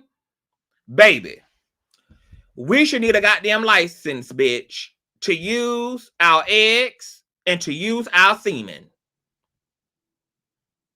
Because shit is out of control out in this bitch. Because people had parents just like Erica, Mena, and Safaree. Had a distorted ass view of women, a distorted ass view of men, normalized abuse, and made that one and the same with love. Which is why you got so many women and men out here who actually get bored. They call a healthy relationship boring. Not realizing that, bitch, you feel it's boring because you got undealt with trauma. And you so normal, the motherfuckers going upside each other's heads and pulling out pistols on each other. You so used to strife and contention in a damn relationship, bitch, that you don't even know how to even recognize peace and stability in a relationship. That goes for both men and women. Seems like the better you treat a motherfucker, the worse they act. Because people are a product of their condition, regardless of their ambitions. Oh, I intend to be a great wife, a great husband, a great boyfriend, a great girlfriend. I want a great relationship. But I don't give a fuck what comes out of a nigga's mouth. I don't give a fuck what comes out of a bitch's mouth. I don't give a fuck if they teary-eyed and they red in the face when they proclaim it. The only thing a motherfucker is gonna give you is their actual condition. Which is why a lot of people who said all the right shit to a motherfucker end up doing them in all the wrong ways in actuality. And it starts here. Because people's childhood looks just like this. Egotistical, weak-ass, bummer-clot-ass parents playing big boy and big girl games while having the consciousness of a damn 13-year-old.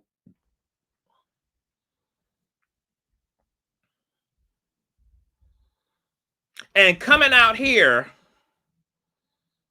bringing gods into the world who ultimately become the demons of tomorrow and other people's lives. Because you got people behind the wheel of their reproductive system who have not reached a state of clarity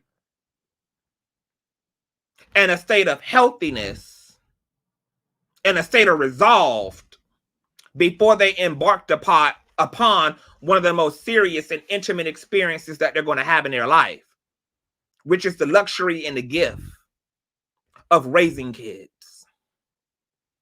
And the art of navigating co-parenting with a partner you're no longer with, which requires a certain level of womanness and a certain level of manness, a certain level of emotional equity and maturity and intelligence to do so. Something that obviously Safaree and Erica lacks. Both of these people are actively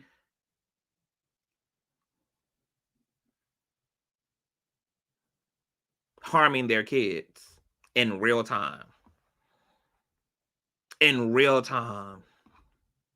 Because neither one of them accept responsibility for the signs that they ignored, the red flags they ignored about one another, but more importantly, the red flags they ignored about them fucking selves.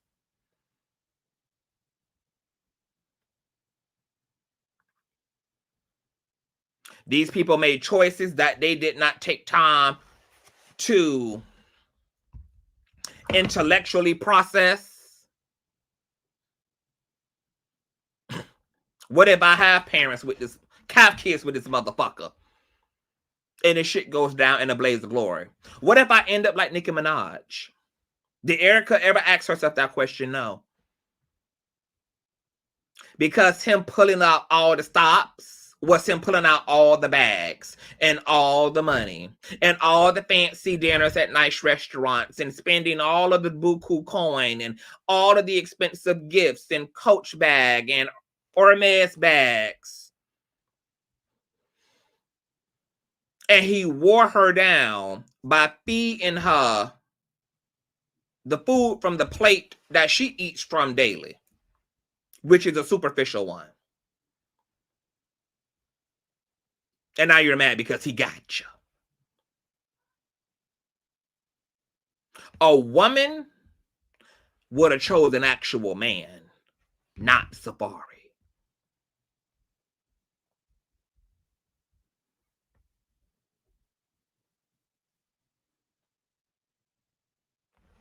Safaree, he wanted him a bad bitch.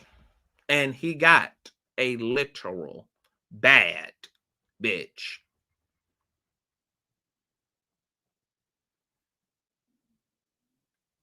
And just like she eventually wore down because he loved bombed her superficially, because that's where her language and her substance is,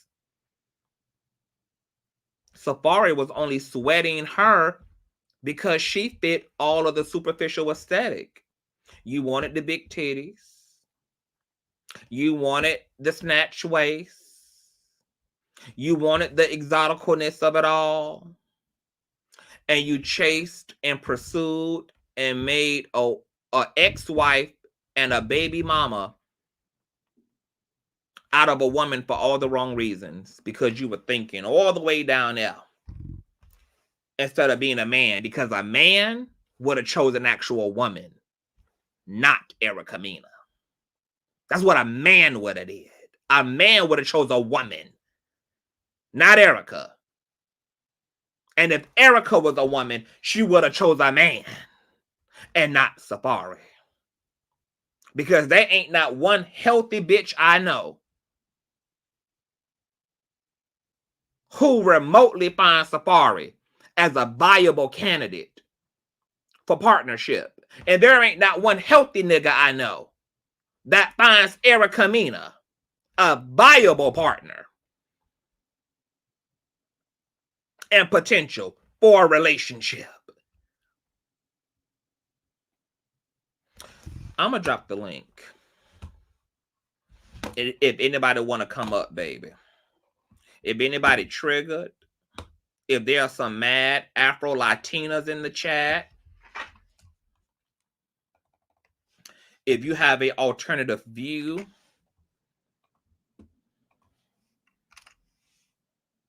I just dropped the link for anybody who want to come up and talk about it.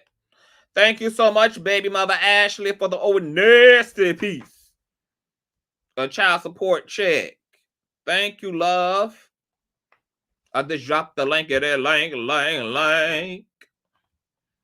If there's anybody who wanna come up and they up and give your testimony, give your criticism, give your observation. Well, he does a lot of talking, no accountability. That part, baby mother. Welcome, Rumors and Tea. Hey, love. Oh, this Hey, please, can you hear me? T. Hey, boo. Hey, T-Line. Oh, hold on. It's you and Rumors and Tea up here. Hold on. Okay, both y'all up here, girl. My eyes is just eye right now. Hey, y'all. Hey, hey, T-Lounge. Hey, Conscious Crew. Hey. So, girl, I need y'all to thumbs up this video. Coming up, baby, because we're working. And so, don't forget to hit the Cash App and the PayPal, because the king is the PayPal. Subscribe if you're new here. Yes, God, honey.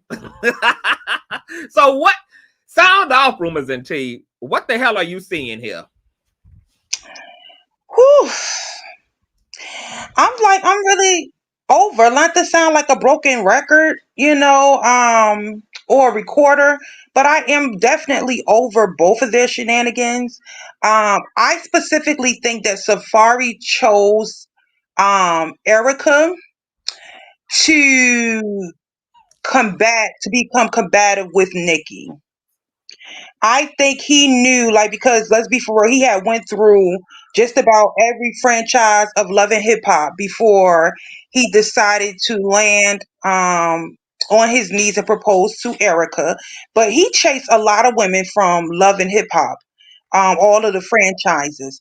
But I think it was very strategic for him to propose marriage to Erica. I don't think it had nothing to do with love. I don't think it had anything to do with her sex being so good or anything.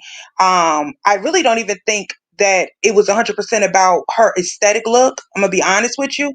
I think that he chose her because she was the only one that was going to be willing to, like, really try to go head to head with Nicki. Like, her and Nicki have similar energies.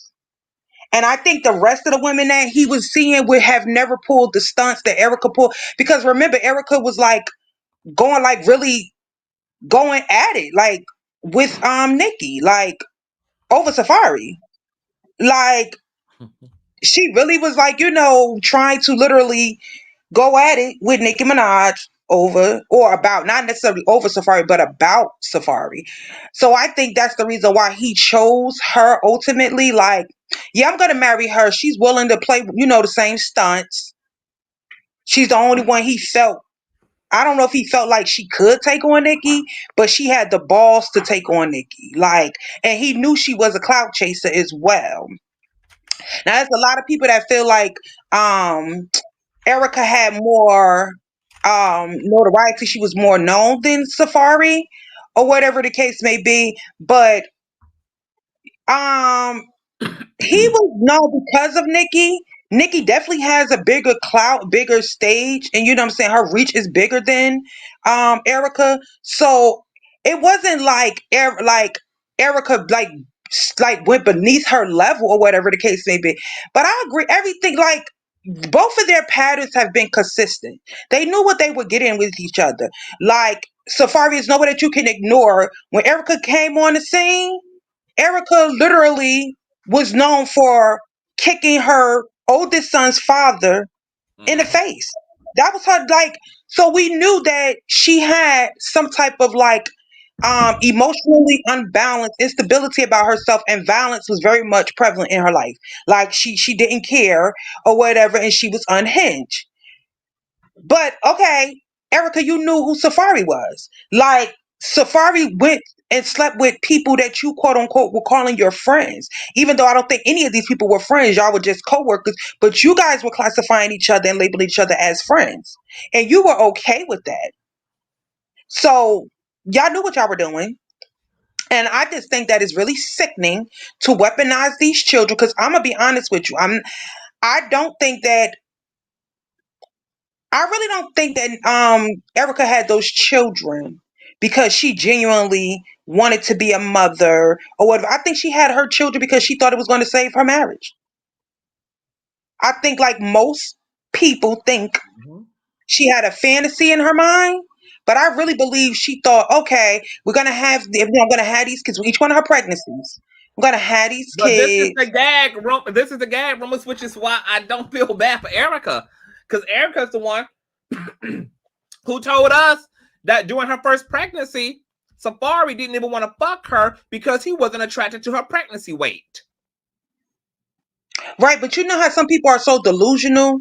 I know Yeah. women can relate that have children. Like, a few of us have been delusional. May not have stayed in the delusion for the whole pregnancy, whatever. But if you've ever, like, been in a toxic relationship and then you conceive a child or whatever, there is that hope because you're dealing with your hormones too, right? So there is that hope factor that maybe this person will mature. They need something. I'm not enough, but maybe this baby will be enough to, like, get them to open their eyes, grow up, mature, whatever, which I think is fucked up. Because you shouldn't even be putting that type of energy onto a child. You shouldn't even want to bring a child, another human being, into this world to fix a fucking relationship. That is not the purpose of fucking creating a life. And I think that is horrible because that causes a lot of resentment. Like, and people don't realize that, like, this shit could go deep. People don't realize that. I feel like just as well as people feel like Safaree don't give a damn about his kids, I don't think Erica give a damn about her children either. She has a clear, consistent pattern. But unfortunately, for most women, we do become the ones that are stuck. And it sounds fucked up to say it that way, but it is the truth. You feel stuck because guess what? The man more than likely can walk away. Not to say women can't walk away, but the odds usually favor the man where he can walk away and he's not left with the baggage and the headache of the child. And now the woman is, and the resentment. It may not always show up. It may not always show up in plain sight. But if you pay attention to a person's actions, oh, you're gonna see the signs, and I see the signs. She ain't no better than him. I don't think that just because he don't spend. To me, him not spending that time with them kids is a fucking blessing. That's a blessing to them children. Not to say that it doesn't cause a harm or injury, but he's so fucked up and he's mentally and psychologically abusive. He don't need to have access to those children. And her having access to those children is fucked up. It's not doing them no good either. I'm just gonna be quite frank because look how she's grooming his daughter. Because I don't believe that he's physically abusive to those kids. Look how she's though grooming her daughter. That's abuse, Conscious. Yeah, of course. Look, Safaree's a red-nosed clown, and used to be the sweetest girl. Said, "Let's stop acting like kids are planned." That's actually the actual problem here is kids should be planned. Let's put that on every billboard, every sign. Let's put it on a blimp. Let's put it in chemtrail forms. Let's put it in infomercials. Kids should be fucking planned. You know why? Because having kids is not like having a damn puppy. It's not a chia pet. Like, you don't realize that you're going to bring in a whole human being, and based upon the life that you and your partner does or does not provide is going to determine whether they are a superhero or a supervillain unto Gotham. It is not okay to not plan kids, because a part of that planning also should have to do with evaluating your readiness, your maturity, the level of wisdom, resources, and information that you have to even give to said kids so that they can be productive, so that you're not having kids because you lonely as fuck. You're not having kids because you're trying to live vicariously through them about shit you are ashamed of regarding your own life. All these other reasons that people have kids for, because like Rumors and T said, I'm trying to keep the man. I'm trying to keep the damn woman. I'm just having kids as a byproduct of not having responsible sex. When you're not intentional about it, all other circumstances have a greater potential of leading to deeply traumatizing children who have to become the adults that become somebody's fucked up friend, that become somebody's fucked up husband, somebody's fucked up wife, somebody's fucked up uncle, somebody's fucked up, because all these bad people in the world were brought into this world by two people. Every motherfucker around here raping, murdering, pillaging, abusing, neglecting, using, lying were brought into the motherfucking world. They didn't descend from a damn UFO.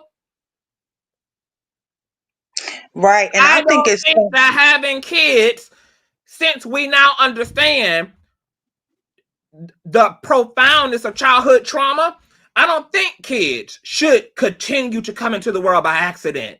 I think this is something that should be deeply thought out, something that should be deeply thought through, something that two people should really have unpacked, deeply within themselves and covered all grounds in their mind and in their lives, economically, socially, interpersonally, before deciding to ultimately become somebody's goddamn parent. Because I'm sick of all these traumatized ass adults who were traumatized ass kids brought into the world by dysfunctional ass parents. And somehow they end up in my house. I'm sick of it. I'm sick of it. And you know what, we need to take more societal responsibility for the world we are all participating in creating. Because some of us are being intentional in our living and others are being reckless as fuck. And because none of us have the leisure of cohabiting on another planet from dysfunctional motherfuckers, we're all forced to bear the burden of each other's behaviors and actions. And I don't appreciate some of y'all driving the car without your motherfucking license. Conscious. Yes. Yo, I have said this before. I have promised you, I said people need licenses to have kids. You talk to people sometimes, and I promise you, they have no freaking. It's so I don't want to call them accidents, but there's so many happenstances walking this earth right now, and somehow, some way, they end up in my house to where I gotta be braiding and taking them to the library and teaching them how to print their name and all this other type of shenanigans because y'all don't got it together. And let me tell you, with Erica, she thought she was going to be on the fast track to her music career that she feels, and I'm not saying that this is all Latinas, but there's some Latinas that feel as if she has more of a right to it than Nicki. So she got with the man that supposedly is rumored to have been her writer. You understand what I'm saying? Mm-hmm. And now they got together. They had a couple of happenstances. And then and then a lot of that getting married and everything like that. That's a lot of clout chasing. That's a lot of, in your face, na boo boo type shenanigans. And here we are.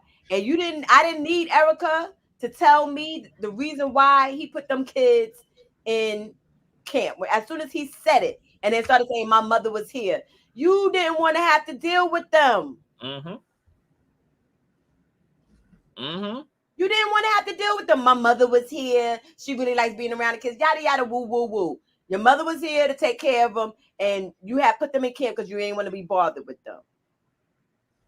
Facts. And now she's sitting there probably feeling a bit resentful because she got to deal with them 24/7, 365. And these kids are suffering. And ain't nobody impressed with you showing your baby talking about daddy, daddy, daddy. I don't want to go to mom. Yeah, because she ain't seen you in a while. That wasn't no regular routine. If it was on a regular, if she was seeing you like that, she wouldn't have been crying so much. But you want to sit there and show it and then you sent that lady over the wall. We done all dealt with a narcissist before. You get to acting crazy when you young and you ain't figured it out that you can walk away. But she can't even really walk away. That's the messed up part about it. So that's the thing, though, because I don't want to take no responsibility off of Erica. Erica and Safaree could, if they wanted to, actually social distance from one another. There is no reason why she has to go over there and pick those kids up.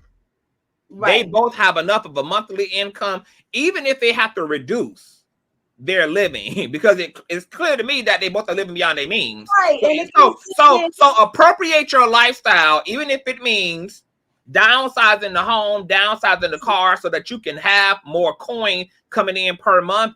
And then because shit is so dysfunctional between you and your baby daddy, your baby mother, take that coin and you employ somebody who chauffeurs those kids, who acts as an intermediary when it's visitation time. Safaree and Erica could do this in a way that they never even have to run into each other, even as co-parents. the emotional intelligence. And you're not gonna run, like, I don't know. It irritates me when people are blind to, like, they just, like, people's discernment is so low. Because if you sat there and you looked at that, and I don't know how come you got, like, I don't know what version I saw, because I thought I was on Safari's page, but maybe I was skipping through and I didn't watch it all the way through. But when they showed the kid's bedroom, right? Yeah. Baby, the walls is a completely different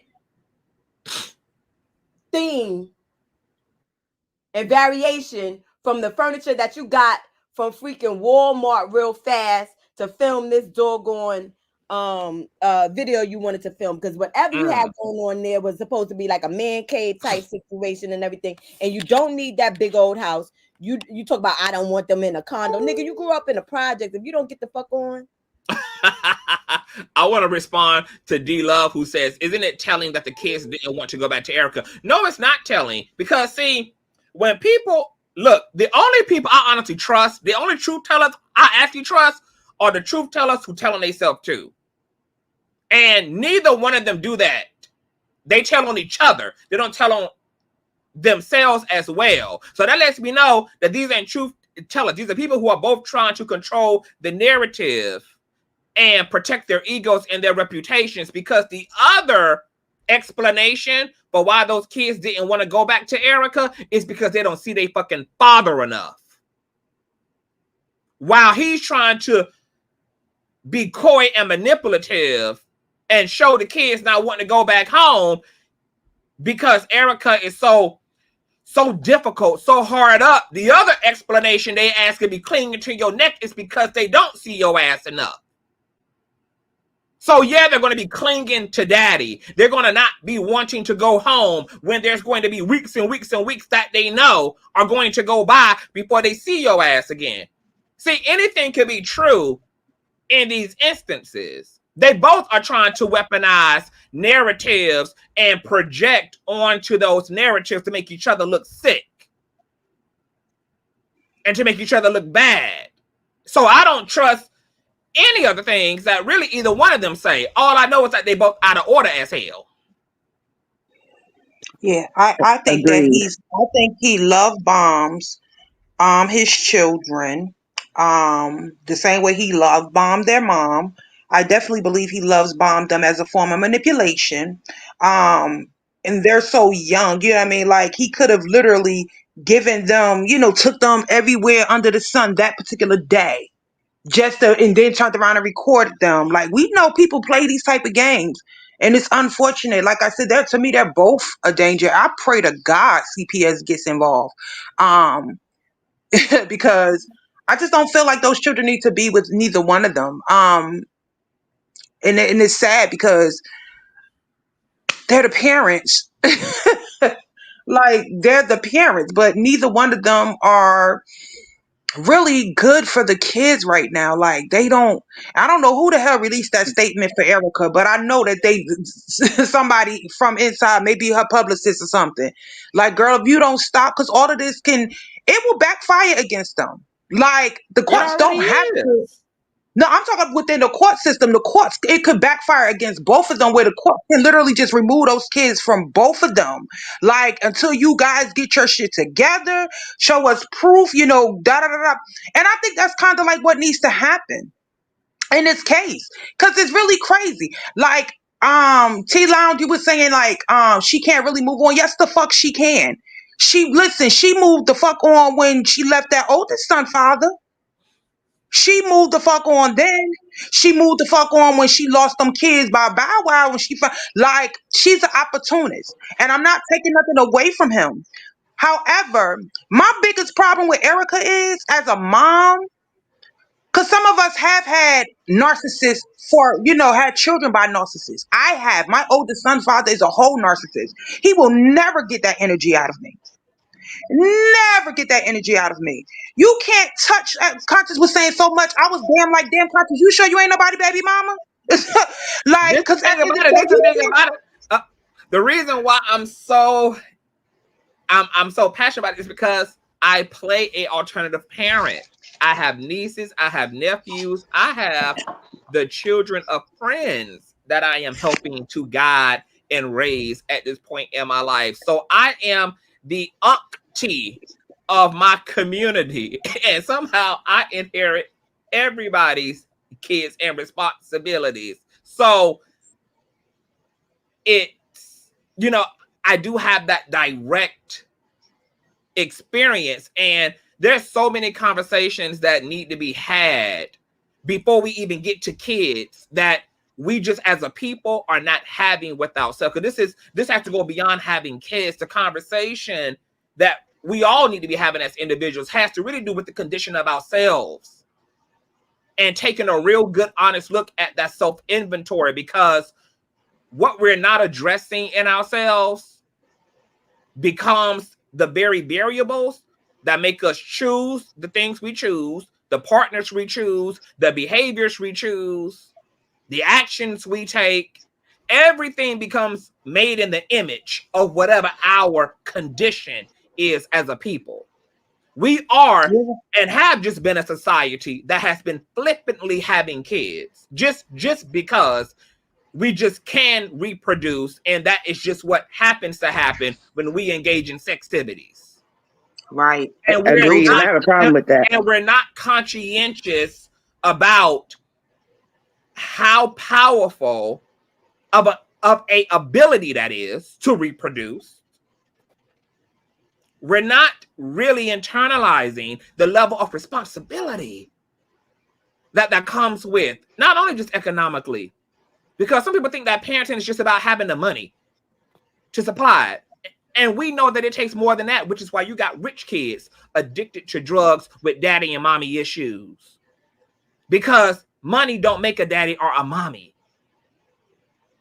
Your child's experience is going to largely be determined, your child's experience is going to largely be determined by the condition of their parents, which is why you can have poor-ass parents who raise great-ass kids and have rich-ass parents who raise horrible-ass human beings. It's not about the money. It's about the thoughtfulness. It's about the love and the care and the maturity and the complexity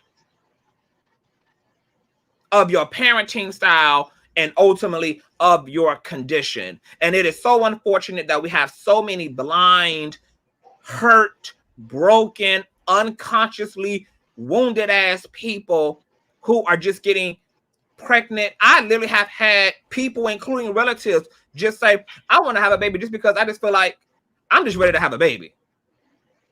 But yet they can't even articulate anything else about the motivation to have a child other than the fact that they just having baby fever, and then go have a fucking kid. And now you got a baby daddy like Erica or a baby mama like Safaree. They are confused because there's look, how do more people take more meticulous, put more meticulous intentionality into laying down a fucking lace wig on their head than they do the prospect of parenting? Because people carry parenting like it's, you know, having a baby is just what happens when you have sex. and that is so you know, true. That is you, man, let me tell you something. I do not have a gang of I don't want to say certain words, but you know what I'm saying? I didn't take care of no situations. Let's put it like that. You understand? You can have sex and be careful. Be responsible. You can be responsible. But, you know, I want to swing back to what Conscious was saying a minute ago about them not telling the truth. Here's the thing about people that manipulate and that only want to tell the truth about the other person and not themselves. They still wind up telling truths accidentally, because something I peeped, it was Safaree, but somebody brought it up on the panel saying he was showing the room. And I thought the same thing, like, nigga, you literally went and put this room together so you could do this video. Like, I'm clocking what's going on. But what I thought was interesting was majority of the time he was only talking about his daughter. He periodically would say my kids, but mainly he focused on his daughter, and he only showed the daughter's room. So I'm like, well, where's the son's room? So for today for Erica to come back out with her statement and her have mentioned, you know, just, I mean, it was a very small sentence, but the implication was that he questions if the son is his. And I felt like that was very revealing based on the video that he had put out, that he was barely talking about the son, that he only is emphasizing what he's doing with the daughter. Look at the daughter's room. You know, I put them into the summer camp, yada, yada, yada. So I felt like that was another layer of shit they got going on that is not being said by either one of them. And in their manipulation to make each other look bad, they are accidentally telling truths in between the lines. I don't believe that Safaree is even literally and sincerely questioning the paternity of his son, because he would not even be remotely allowing his finances to be subjected to caring for that damn son if he had a sincere questioning, because it's very clear to me that Safaree is cheap, that he doesn't even want to really have to financially contribute to his children. And God forbid he actually genuinely, wholeheartedly doubted the paternity of one of his kids. He actually, I believe he would fully be petitioning the courts for that testing. 100%. I think it's a manipulation tactic, just like him having sex with her still. He wants to be able to handle those children the way he handled Amara's children. He wants to be the fun person that shows up with gifts for birthdays and pictures and things, and not have to have the responsibility of contributing to their reality, their everyday existence. That's just what it looked like to me. Unfortunately, they were married, right? In this instance. But I do feel like when it comes to having children, if a man tells you he doesn't, if you let him know that you are pregnant, especially in an early enough time where you can make a decision whether or not you want to keep or terminate, right? If he tells you he doesn't want a child by you, or even if I don't care if he say he just don't want a child, period. But if he specifically say I don't want one by you, and you choose to move ahead and have that child, I do think that you should not be responsible. That father shouldn't have to be responsible financially. I think that because a lot of times we move in a very emotional way, and I do not think that it is unreasonable when a person show you who they are, when they tell you who they are. I don't think it's unreasonable not to accept it. Like, accept it. You know what you're going to get. It's very rare to see a man change his mind when it comes to being a parent. Now, yes, should he have taken responsibility, protecting himself so he wouldn't be in those type of situations? Of course. But we should do the same thing too. And I just don't feel like it is fair to penalize like a man that's telling you he don't want to have a child by you. And then you turn around and do it, and now he's being forced. Like that's kind of like, I personally think, as a parent, I personally think that's effed up. Don't have I think it's an irresponsible decision. Don't have a baby by a man who doesn't even respect you enough to put a condom on when he cheats on your motherfucking ass. Well, that's what I was about to say. Like, how do we expect them to have these mentalities? Like, they don't care about catching an STD. And I add kids to the list of STDs. if he doesn't even have the skill set and the maturity to be a proper lover to you, he doesn't have it to be a proper father. And I'm also sick of this idea that you can disrespect the other parent, regardless of gender, and somehow make claim that you love the child. For me, my attitude is, though my love for my kid that I co-created with this other person is also reflected in the love I have for the person I co-created with.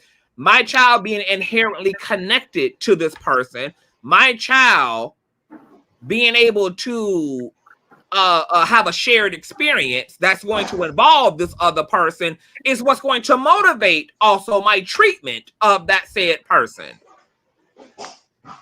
I don't understand how people can love their kids and then be so ugly and despicable to the other parent. Yep.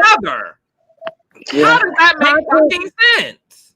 Let me tell you, it is so hard. Well, let me not say that because that's passing. It used to be so hard for me to swallow my pride and my ego when it came to my oldest son's father.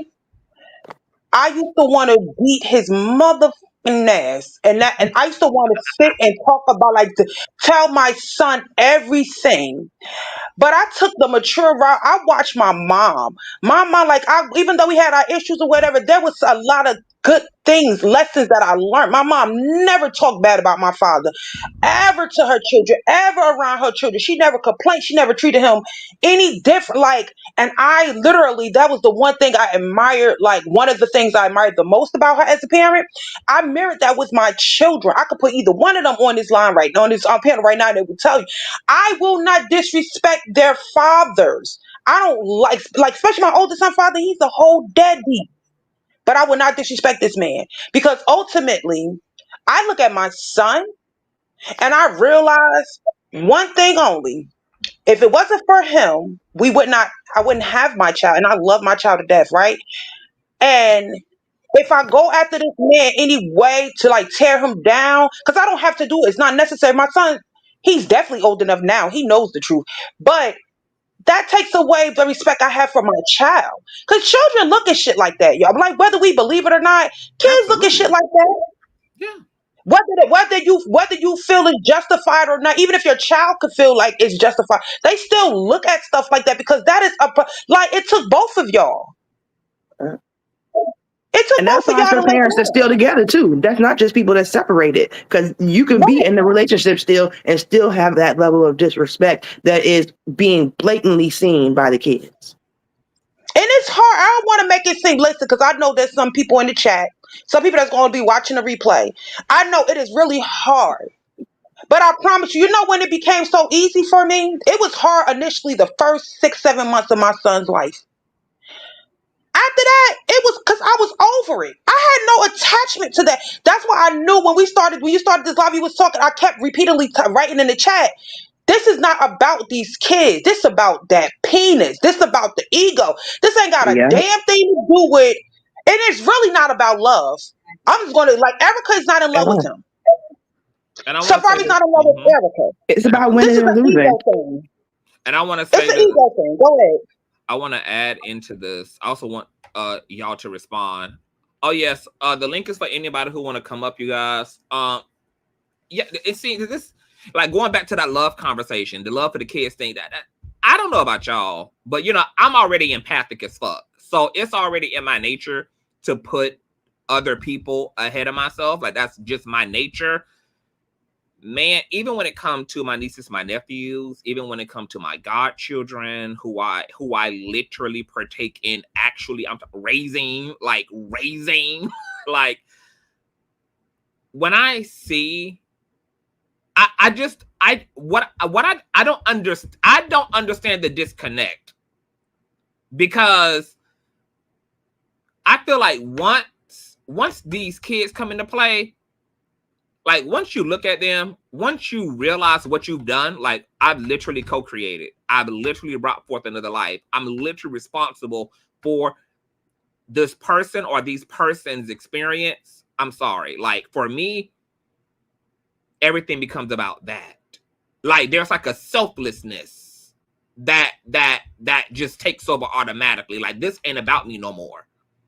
This ain't about me. It don't matter how the fuck I feel about my baby mama. It don't matter how the fuck I feel about my baby. It don't matter. The only thing that matters is what's in the best interest of them. And the burden is on me to find a way to put aside whatever the fuck I gotta put aside personally, or whatever the fuck I gotta find the strength to give in order to make sure that I'm ensuring and creating what's in the best interest. I don't give a fuck how much infidelity happened to me, how much I was verbally abused, how much I was cheated on. Once those kids come into play, it ain't about none of fucking that.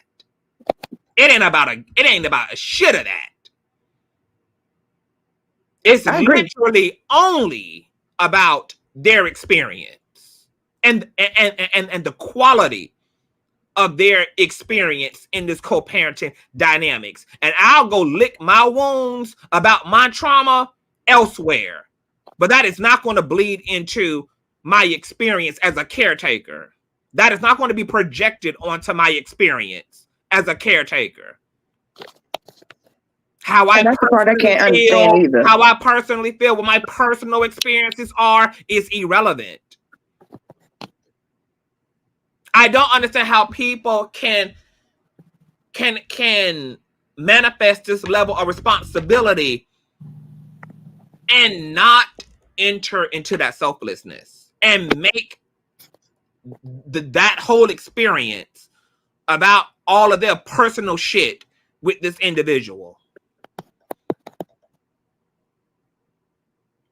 I don't get it. I can't relate to not being able to get out your feelings about it at all. Like it does not add up to me, especially when you really see the kids. Like you said, once they hear, like the part that bothers me the most is how forgiving the children are. They're going to keep coming back over and over and allowing more chances, chance after chance after chance. And I just cannot relate to not being able to step outside of your personal emotions, your feelings, and recognizing that this is bigger than you, that this little child y'all made is outside of you, especially in today's time, because this is no excuse. No matter what financial level you're on, there's apps now that don't even require you to speak to each other. You can do all your planning in the app. School schedules can be in there. Everything can be communicated through the app so that you're not even talking to each other. You don't have to be able to pay for a nanny and an intermediary or get the courts involved. There are ways to find out how to do what's best for your kid without completely traumatizing an entire another generation because you couldn't get over your shit and the things that you have not taken the time to unwind about yourself, because it's never about the relationship. I don't care where your ego's at. If you're still on some, I'm mad that we're not together. Like, to me, it is so much bigger than that. And I can relate to what you're saying, Conscious, because I think everybody under the rainbow got some children somewhere. And between my godchildren and, my nieces and nephews, I have been there on more than one occasion. We have gone up about especially my goddaughter. Like it was a huge situation that occurred because I helped raise her. I'm the one that enrolled her in school. I handle all of that for her, medical stuff. But between the parents, they were beefing so hard still about what happened in the relationship that it was genuinely affecting her. And she wasn't even school age yet. And I'm telling you, it was World War III in that bitch. And what I could not respect was the fact that they wanted to punish each other more than they cared about making sure she was okay. And when I set it off, when I put some boundaries in place about what we're not going to do, because I had seen the pattern for her siblings. I know what it looked like for their fathers not to be in the picture. I know what things they lacked in the places that they were suffering because of it.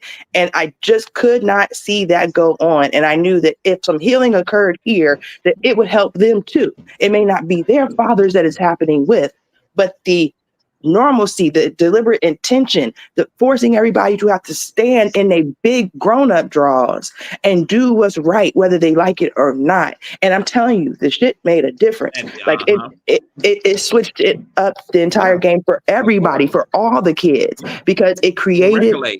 There you go. It regulated, and I mean that literally. Even the damn nervous systems was regulated. Everybody. Yeah.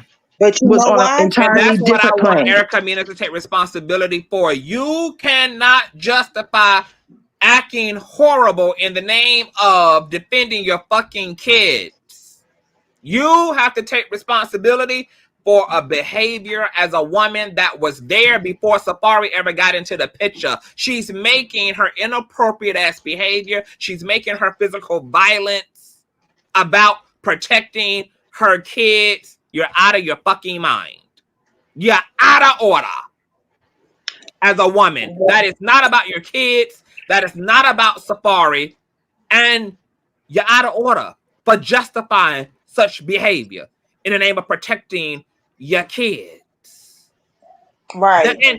But this is what happens when it's not about the kids. This is what happens when the heart and the love is not for the kids. And Charity the Gift just hit it on the nail. You have to love your child more than you dislike the other parent. Period. But because this is about the other parent, it's about the lust, the attraction, the desire, the hurt, the pain, all those things that have transpired between one person and the other individual. Once again, the kids get meshed in between like ham and cheese in a sandwich of that bullshit. But y'all know what's important? Having people in your life that will motherfucking put their foot on your fucking neck and hold you accountable with your when it comes to your behavior. When you have a bunch of fucking people that's trauma bonding and fucking okay, making you feel like this behavior is okay, don't never call you out on your bullshit, you will continue in that cycle. And I think that that's the reason why they keep running the fucking social media, because they look for people that they can trauma bond with that'll make them feel justified in their behaviors. At the end, I'm so glad that this go round, social media has lit both of their asses up. I've seen a very fair amount on both sides, ripping it to both of their asses, letting them know it's both of y'all. Erica, you ain't no fucking victim, and Safaree, you're not a victim. Like, and I believe that's the reason why, part of the reason why we got that fucking bullshit ass fucking press release statement from Erica, from her publicist, because people are letting her know, no, like, you are the problem too. Hey, Conscious. But damn, Hey. it's unjustifiable that this woman went and got it. I don't give a fuck how bad. And yes, we've been there. And taking accountability means to admit that the shit was unnecessary and uncalled for. She had no business climbing no fucking gate. The fucking what you getting a whole lot? What did you go to fucking Home Depot, Lowe's, IKEA, somewhere to buy a fucking ladder for what? Hey, Conscious. Hey, hey, CTV squad. How y'all doing? Hey, boo. It's just opinionated. Yeah, this opinionated. What's Hey, going on? boo. Hey, welcome to the platform, love. Thank you, and thank you for allowing me to speak on the platform. And I am gonna sing you a nice piece of. Thank you, child. Thank you, yes. child. God bless you, baby mama. So what? No, what? God bless you. What the hell do you see here? Well, I like your commentary on all of it. You held both of them accountable. I do remember when she was on that show, when Redman was doing it around Halloween time, and he kept pursuing her, and she said, Safaree, you can't handle me. And he was like, I'm gonna try. Safaree is a hustler. Erica is a hustler that actually became kind of reputable because she's kind of like the face of Tubi, right? Yeah. The Tubi movies. But we could see the hustle gang. You went from being a background singer to Nicki Minaj, and I'm pretty sure he still receiving residuals for that. Small, but he still receive them, right? The background person. Then he went from there to Love and Hip Hop. From there, OnlyFans through C19. Now he's looking at what Chaotic doing, and now he's starting a YouTube channel. Go sit down. Go sit down. To me, both of them wasn't prepared for marriage. You didn't do your marriage counseling. Yeah, she got pregnant, and they had the wedding, so she wouldn't look like the woman who gave birth. A baby mama. Yeah, they hurried and got married on TV while she was pregnant. And I don't think they ever really did counseling, because she said they did counseling, but for how long? Because if you're going through marriage counseling, it ain't just about sex. It's about trying to fix all of it. Yep. Something you should have fixed from the beginning. I just celebrated my 30-year anniversary. Oh, shout out to you. Congratulations. Congratulations. Thank you. And it's me and him and $3. And I wouldn't change a thing about it. And the reason why is because I watched what my mother did and my mother's mother. And I had to think about that as a youngster. I watched my mom have a heart attack in front of me. And I was helpless, right? That's what made me go into my journey of life. I had to not be able to be a young lady that's fresh out of high school. Yeah. I had to get into the military and put it to work. And I've been working ever since. Mm-hmm. Then I had to raise my mom's kids when she passed, and I knew God gave me. I knew He put something else on me, right? Mm-hmm.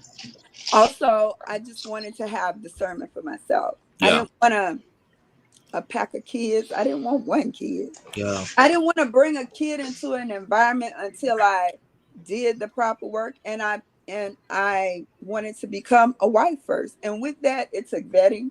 It took time. Now, in the military, you're raised up pretty fast because Yeah. life moves fast, right?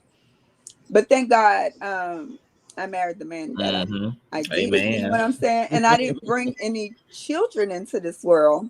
Yeah. Yeah. It goes on to a hysterectomy and more and more and more, but that's all due to deployments and everything, right? Yeah. But I look at it like God saved me. God saved me because now I have nieces and nephews that I'm always taking care of. I have sisters I see going down the same path of not properly vetting, having the children, no baby father there. Yeah. I'm glad I was saved. I see that a lot in Erica and Safaree. That's to wind it up and bring it back to them. Stop doing everything for show. Kids are 18 plus. You know what I'm saying? That's a lot of taking care of. And I hate to say it and be so brash, but if I wanted children after the hysterectomy, I could have rented one through foster care. No disrespect. Or I could have paid and adopted one. But I saw where I had to go ahead and be a mother of all mothers and a auntie of all auntie, and now being a grand auntie of all grand aunties, and that's enough for me. Absolutely. And that's the bottom line. Yeah. Opinionated. I call people like you and Conscious, that are not biological parents. You guys are surrogate. Most of the time, aunties, uncles, grandparents are the surrogate parents anyway.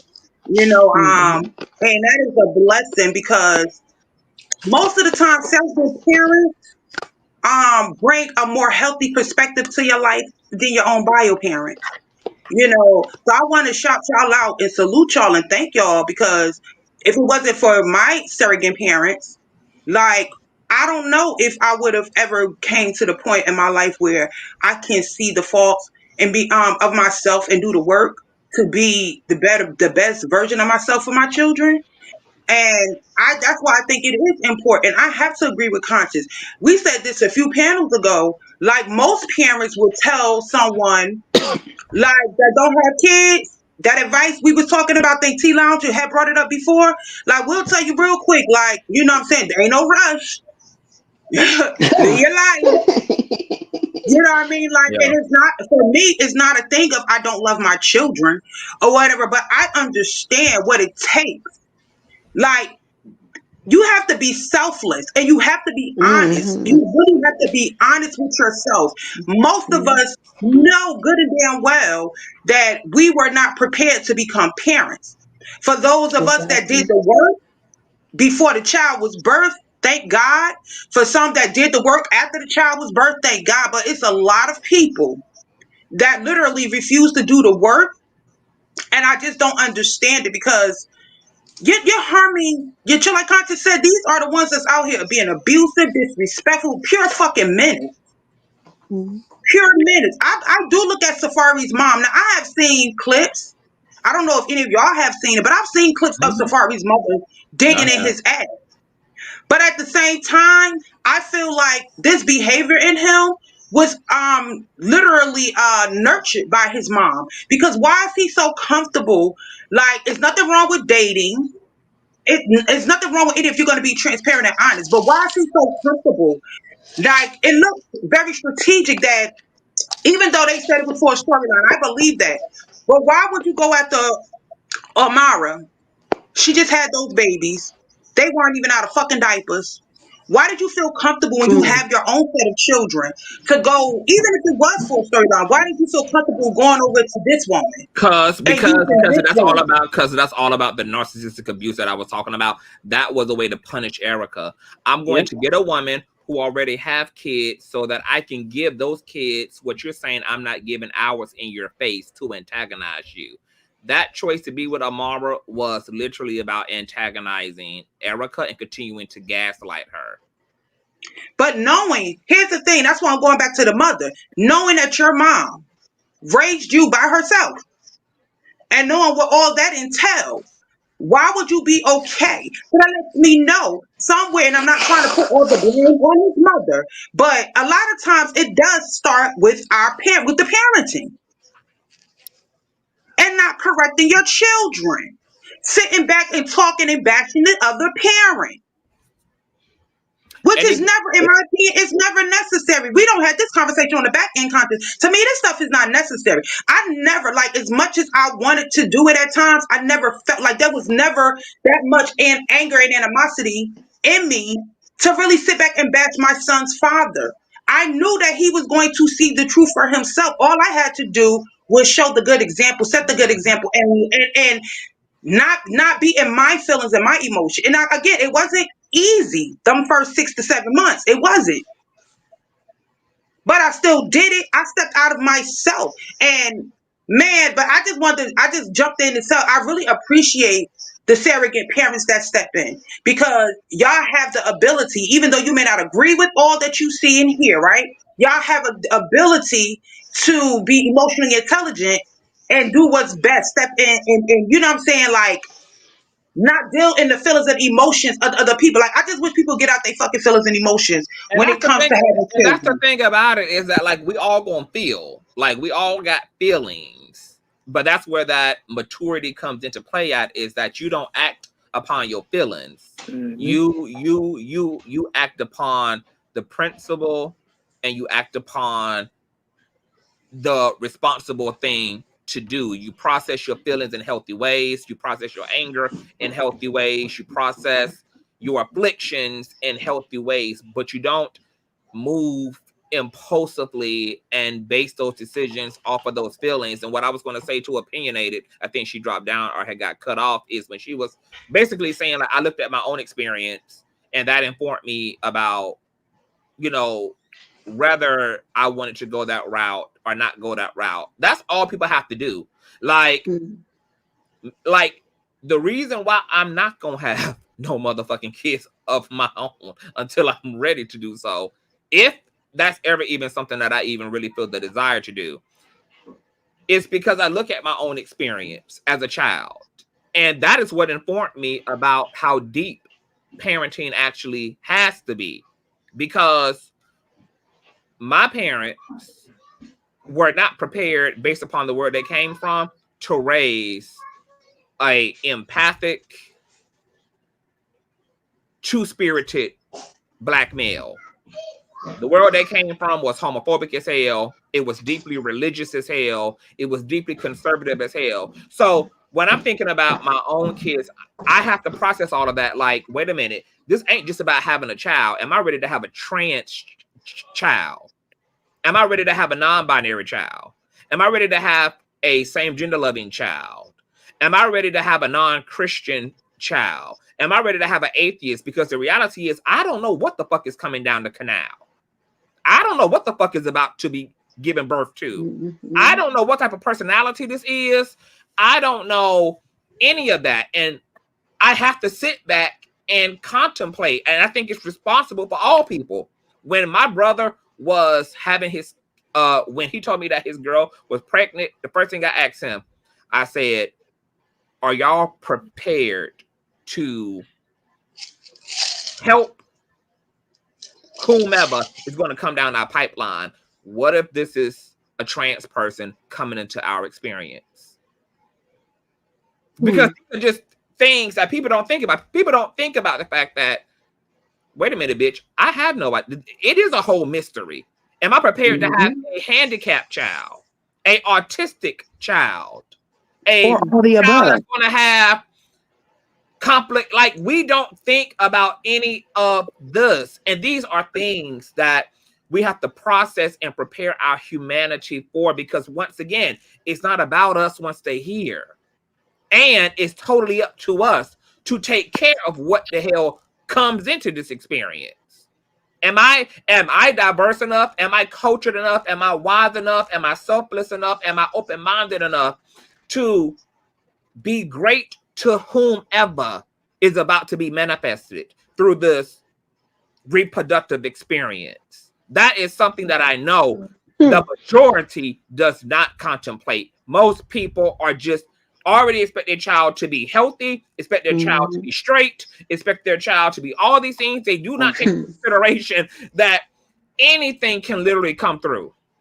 And you have to remember that each child could be a different version of that too. You got to be a different person for every kid in the lineup. It's not like, oh, if I can wrap my mind around one concept, that's going to apply to all the kids. No, every child is going to need a different version of you. They need to be parented in a very specific way for where they are existing in this world. And look at you're right. They're not taking that into consideration. I never thought about that. Look at Sean. Most people don't. No. And these are things. Am I well versed enough to deal with whatever? Because I don't know.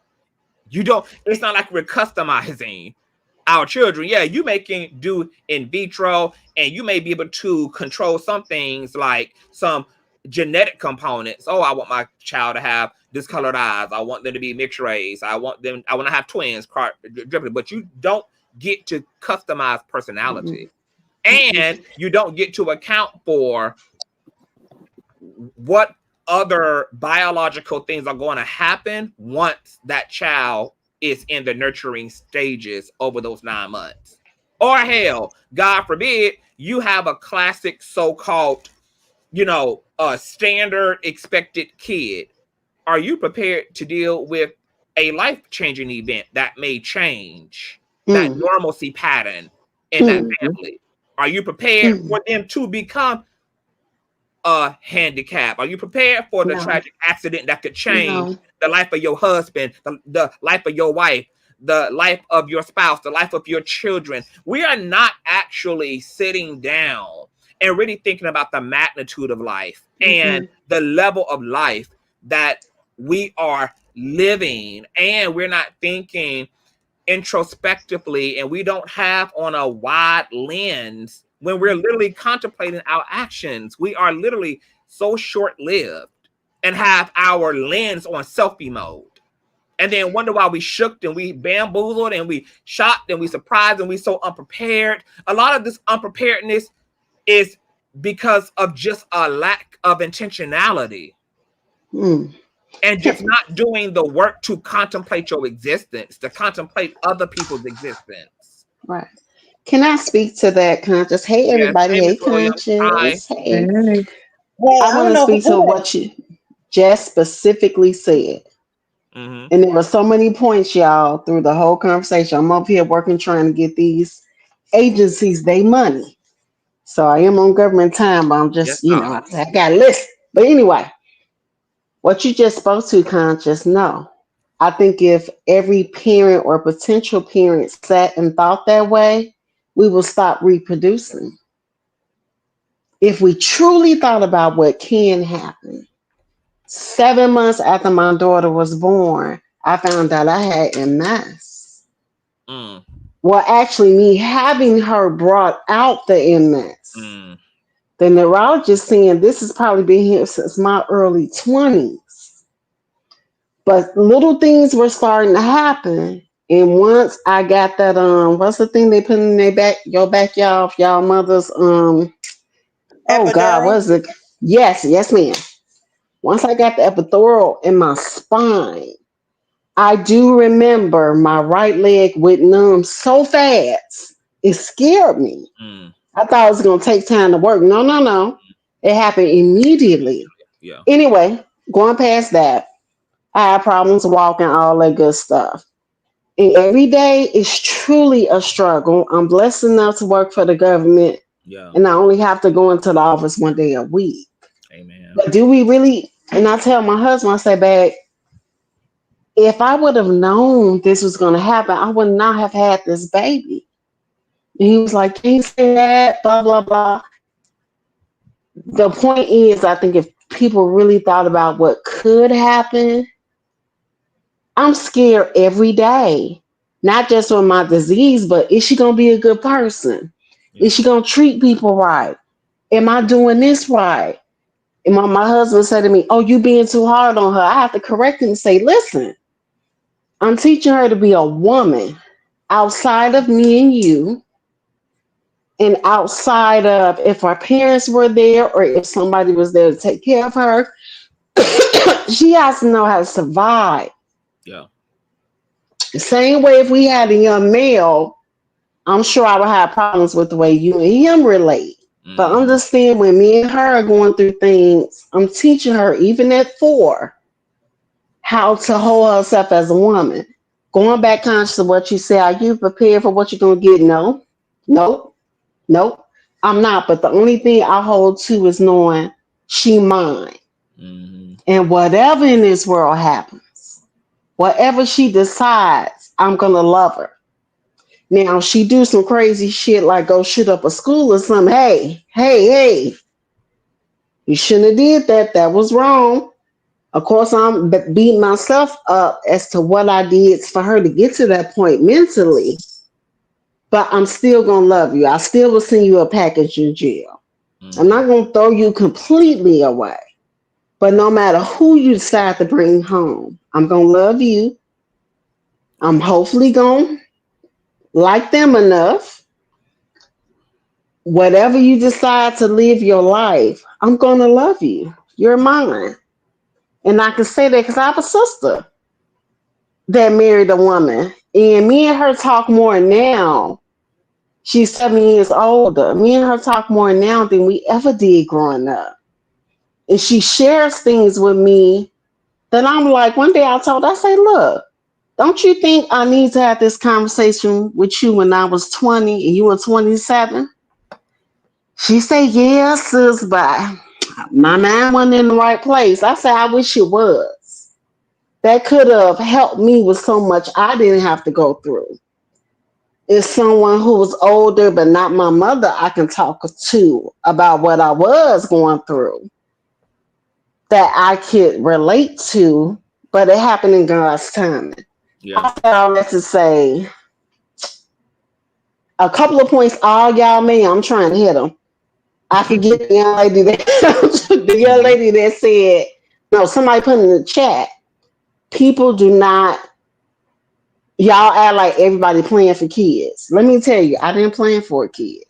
I was 40 when I found out I was pregnant. I had never been pregnant in my life. Did I plan for my baby? No. I didn't plan for it. I didn't, really, honestly, I never thought it would happen. I told my spouse, I don't think I'm able to have kids. I've never been pregnant. So look, I'm going off of that. And he joked every time. He'd say, oh, you told me the baby factory was closed. I say, look, I didn't know that shit ever worked. I didn't know nothing in the factory worked. I thought everything was defunct. So that was my unpreparedness. And we got pregnant. She here, she healthy, she's beautiful. But now with the MS diagnosis, he was just in the hospital 2 weeks ago. They found a little plaque in one of his arteries, but not so much that he needed a stent, but he had to be on his medication for like a month. All of that right now, I'm like, oh shit, she got sick parents. What's she gonna do? You know, all those things worry me. And I have to kind of pull up my pins and say, okay, God got you, your family got you. Your family loves her and they're going to be there for whatever happens. But in general, if people did take a little more time to think, if I would have thought a little more, I doubt if she would be here, but I do think she's here to change the world. I believe that. I believe She's born in this pandemic, and I think she's gonna revolutionize some things along with child kids and grandkids, nephews, nieces, whatever. And I think she has a bright future ahead. But people really don't think about the life they're bringing forth. That's all. I want to piggyback off that because what gets me is the comment that you were responding to about, somebody said, y'all act like people plan. That's the part that gets me. Like, what do you mean? People say that as if we're crazy for talking about planning. This is a whole human being. Like, why is it such a haphazard thing? Why is it that we act like sex produces STIs, STDs, and KIDs? You know what I mean? Like, what is wrong with the planning of it? It's 8 billion of us on this planet. I don't think it's a problem if people thought about it and, like you said, they decided to not have kids. I don't see a problem in that at all. It's plenty of us here. It's enough people doing reproducing for a few to opt out. You know what I'm saying? Like, what are we really saying here? And what scares me the most is that we're asking people to have these type of conversations, these type of personal assessments.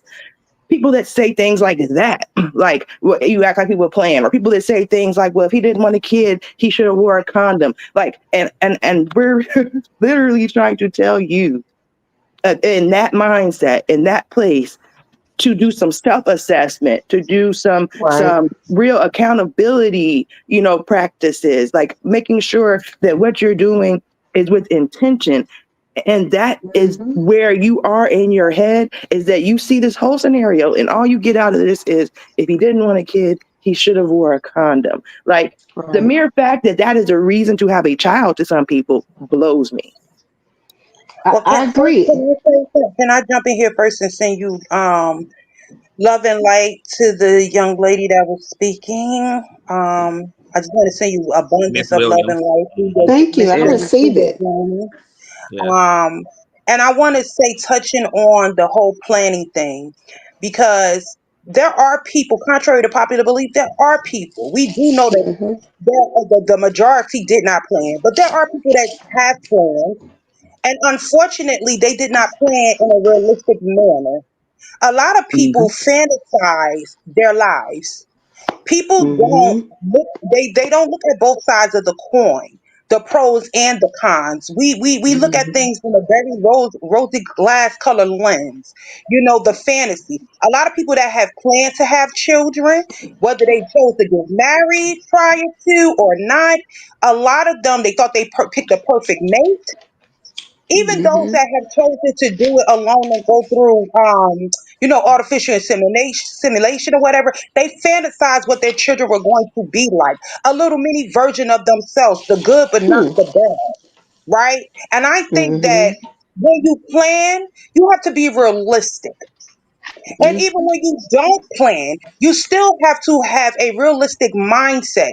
You can't just think and fantasize about all the good. You have to be realistic, because, as Ms. Williams was saying, you don't know if this child is going to grow up and be, a serial iller, or mass Uter. You know what I mean? You don't know if this person is going to be an abuser. You don't know if this person is going to be the next president or not. However, you have to make sure, first and foremost, that you are in the most healthy state of mind that you can be in when you make the decision. And then when you're in a healthy state of mind, guess what? You're not going to fantasize. Of course, you're going to think about your future. You're going to look forward to all the good things, and have a productive mindset. But also, having a productive mindset means to look at both sides of the coin. You have to anticipate there's a possibility that they're going to be struck, because nothing is perfect. Life does not give us all good scenarios. And even for the scenarios that may not be good, yes, we can find good in those scenarios, right? It may come with struggles, complexity, but you can have a mindset where you're prepared versus just giving up. Because I find that a lot of parents give up on their children. If their child does not come out and conduct themselves in a manner to which is pleasing to them, they will literally give up on them.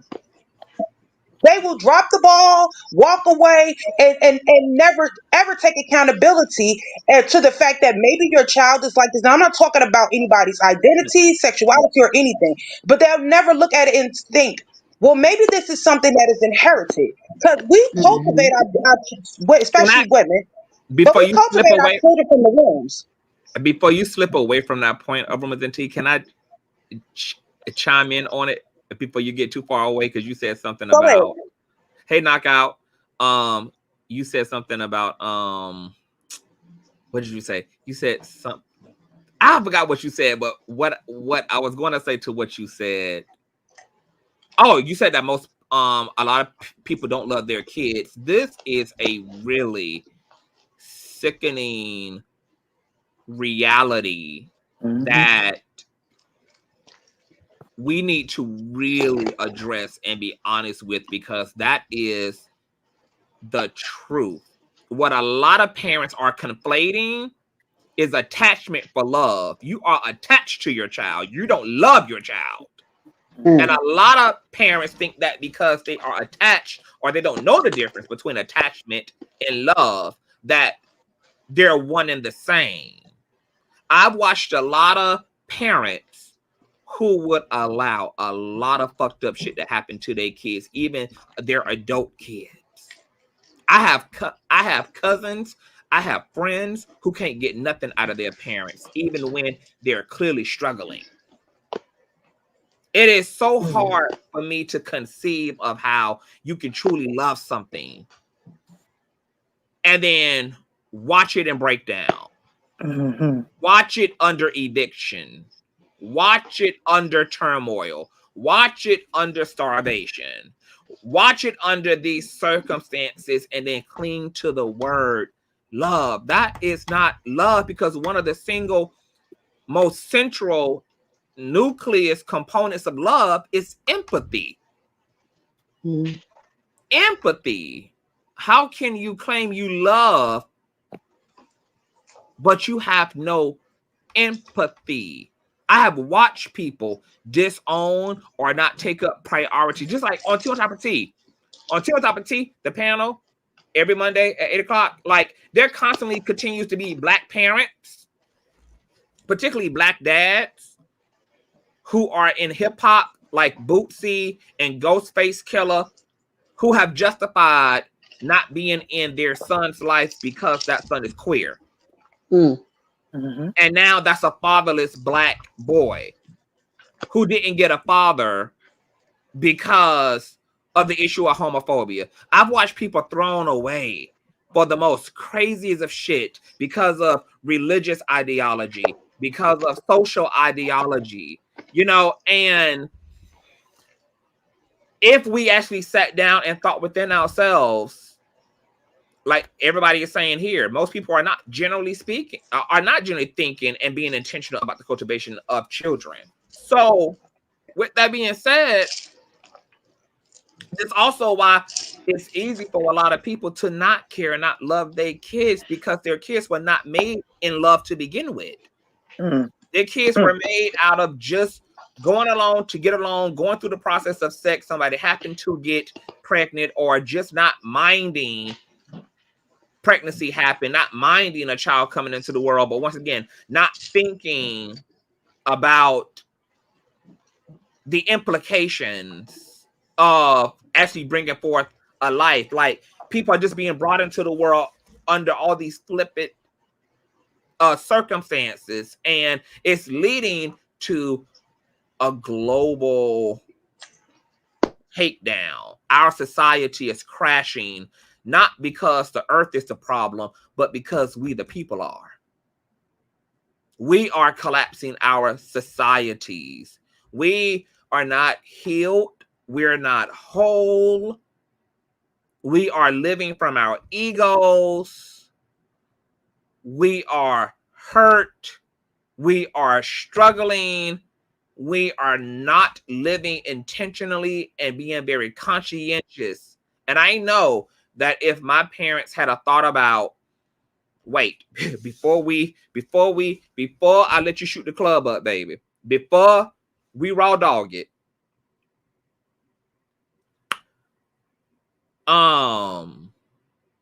we need to think about if we are individually ready for this, and then if we are as a unit ready for this, even if we're not in a traditional relationship, even if we are cut friends, cut buddies, you decide peace, whatever it may be, are we ready for this?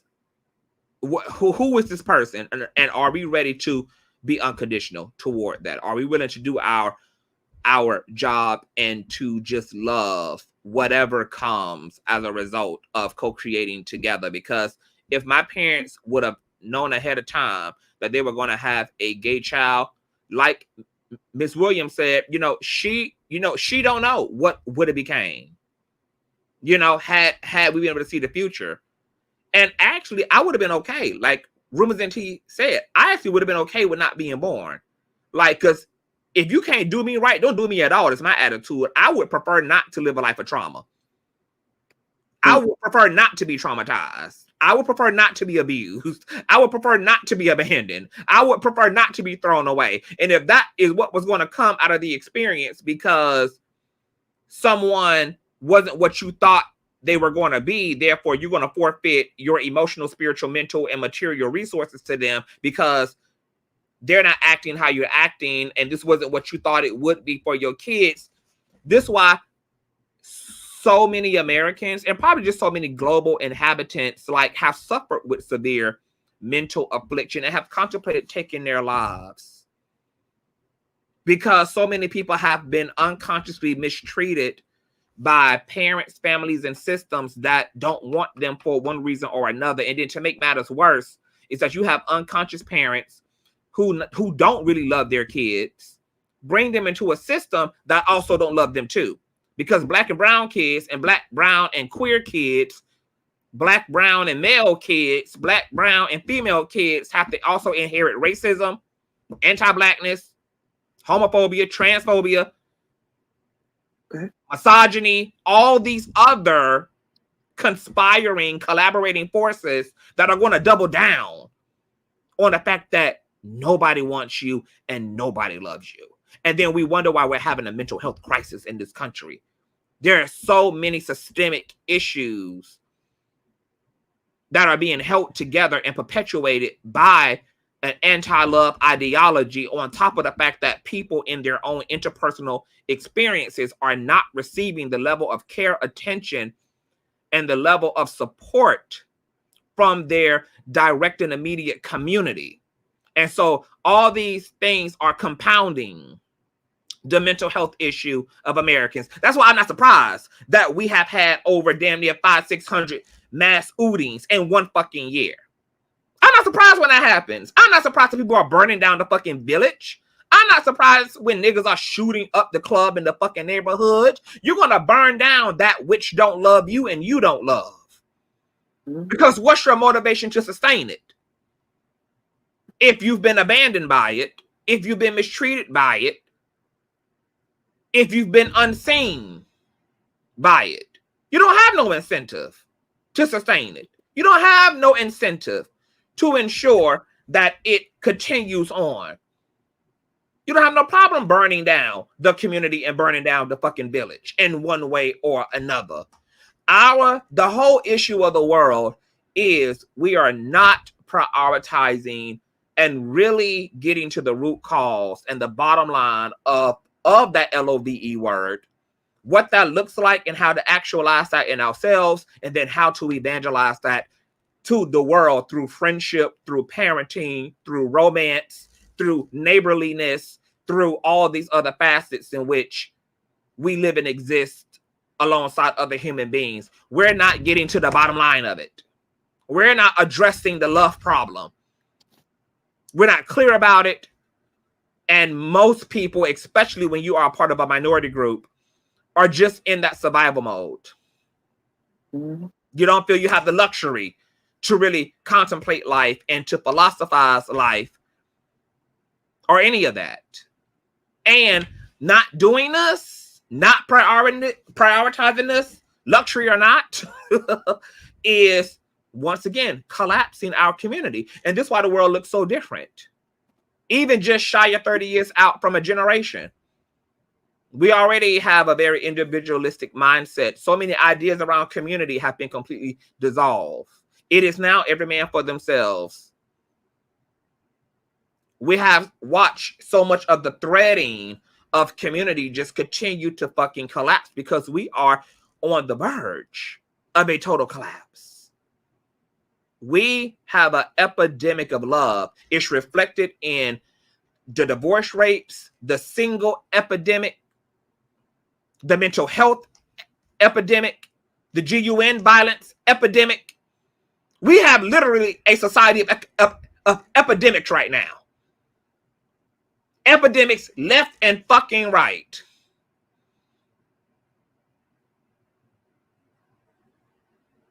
So something has to, and not even something, a lot of things have to change, and they're going to have to change really fucking fast. And those of us who have already made our mistakes, we've already lived it out, we've already done the things that we've done. It's now up to the generations who have a fresher start to learn from the ills of our forefathers, of our ancestors, from each era, and to do it in the words of my God, my spiritual godmother, Iyanla, to do it differently. Somebody's going, the people are going to have to take the data, do the autopsy on what happened in the family, what happened in my parents' experience, what happened in my lineage, what happened societally, what happened historically. The people are going to have to do the autopsy, collect that data, and then commit themselves and mandate themselves to do it differently, wherever that difference needs to be, to do it differently. And Conscious, can we just take a moment of silence to breathe, to let that sink in? Because you just said a word. Indeed. It's a fact. And the proof of what you're saying about the lack of love is the fallout of people not being able to mend those relationships. You talked about parents that's not loving their kids and allowing them to just be out in this world on their own and seeing them suffering and doing nothing about it. But people don't see that this new generation of this whole going no contact is a reaction to that. The same way that you are indicting your children for whatever the reason is that you found yourself abandoning them. The cognitive dissonance of not understanding why they decide to abandon you in return, to never build a relationship is a hard pill for me to swallow. I don't know what people are not seeing there. And I think you pinpointed really what the solution is.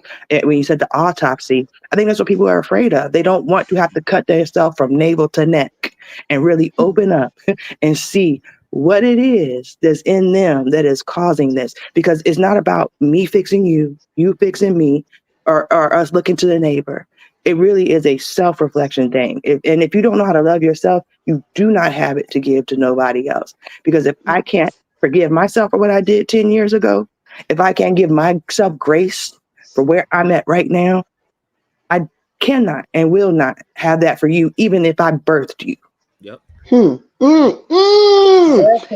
That is really, oh my God, because I just want to piggyback off of that. I literally was just about to say that as parents and just as individuals, because you could take parents in a way, as individuals, the things that we reject, and you don't have to be specific, but the things that we reject in others are things ultimately we reject in ourselves.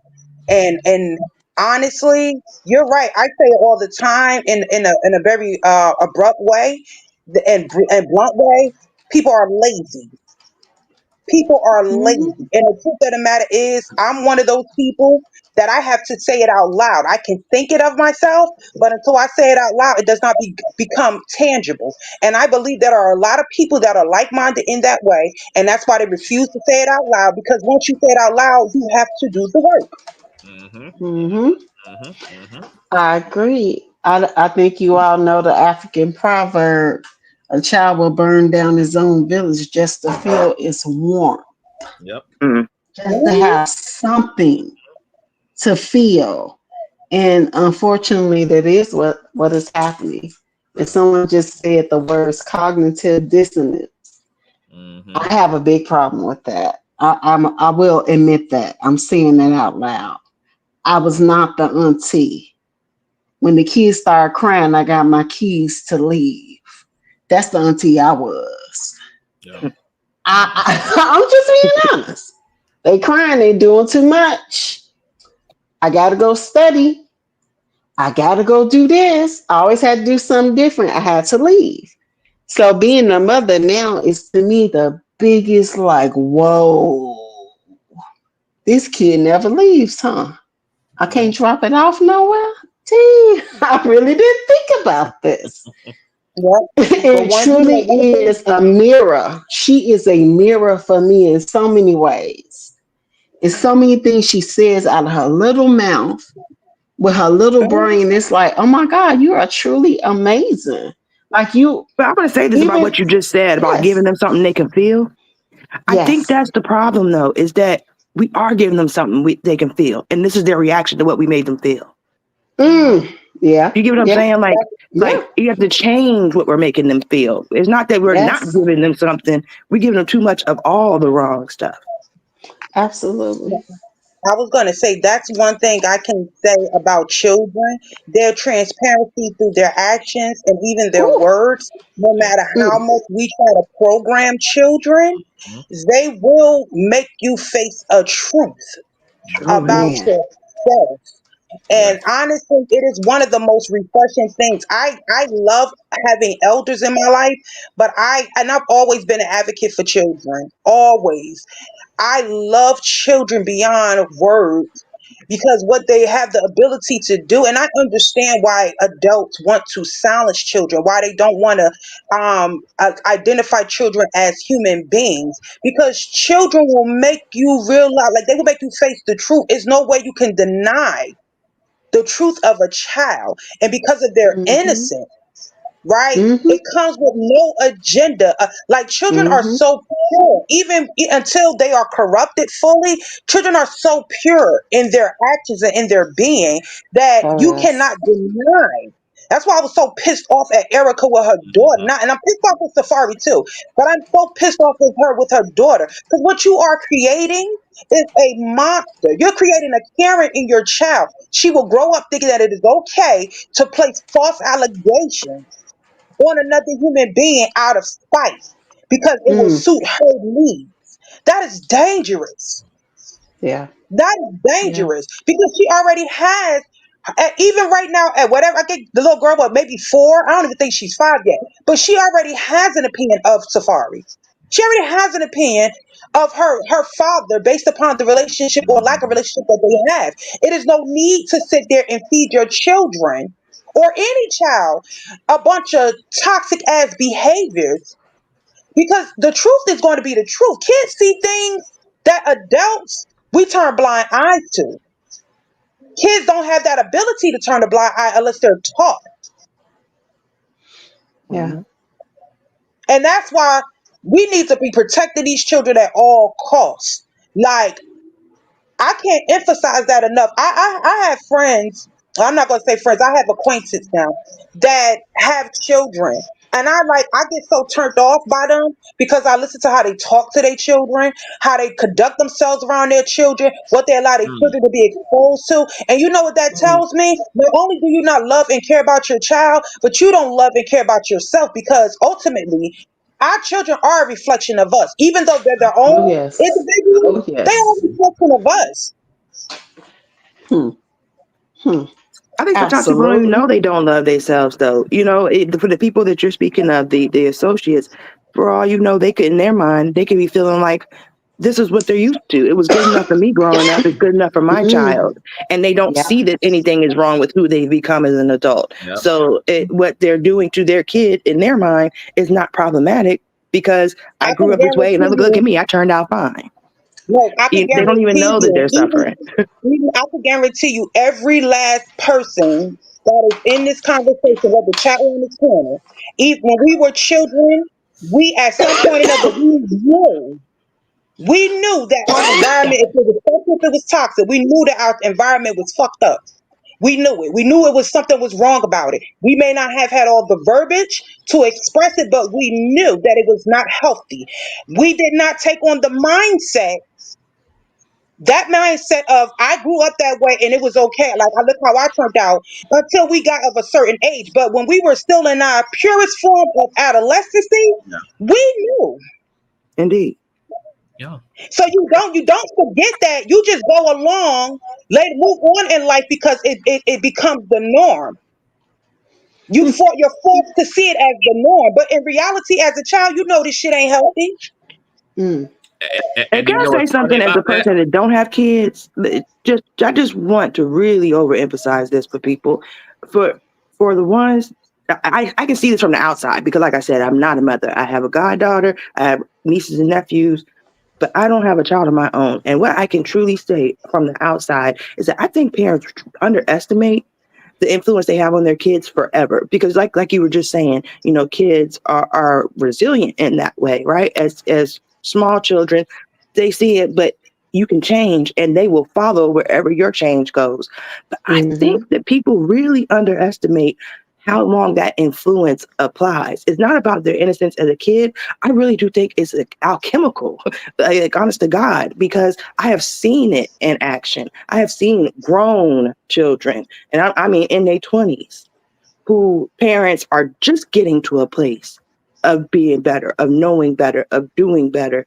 And I promise you, it was like the grown adult children turned back into little kids, and they were little ducklings following in the line. Their parents were making an evolution and they followed suit.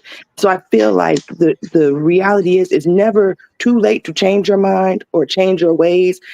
And you definitely don't have to feel like the door has closed on your child, that you've gone so far that you can never go back and change how their outcome is. You know what I'm trying to say? Like, it doesn't matter that they're grown. Your I want influence to on say them is this. still deep.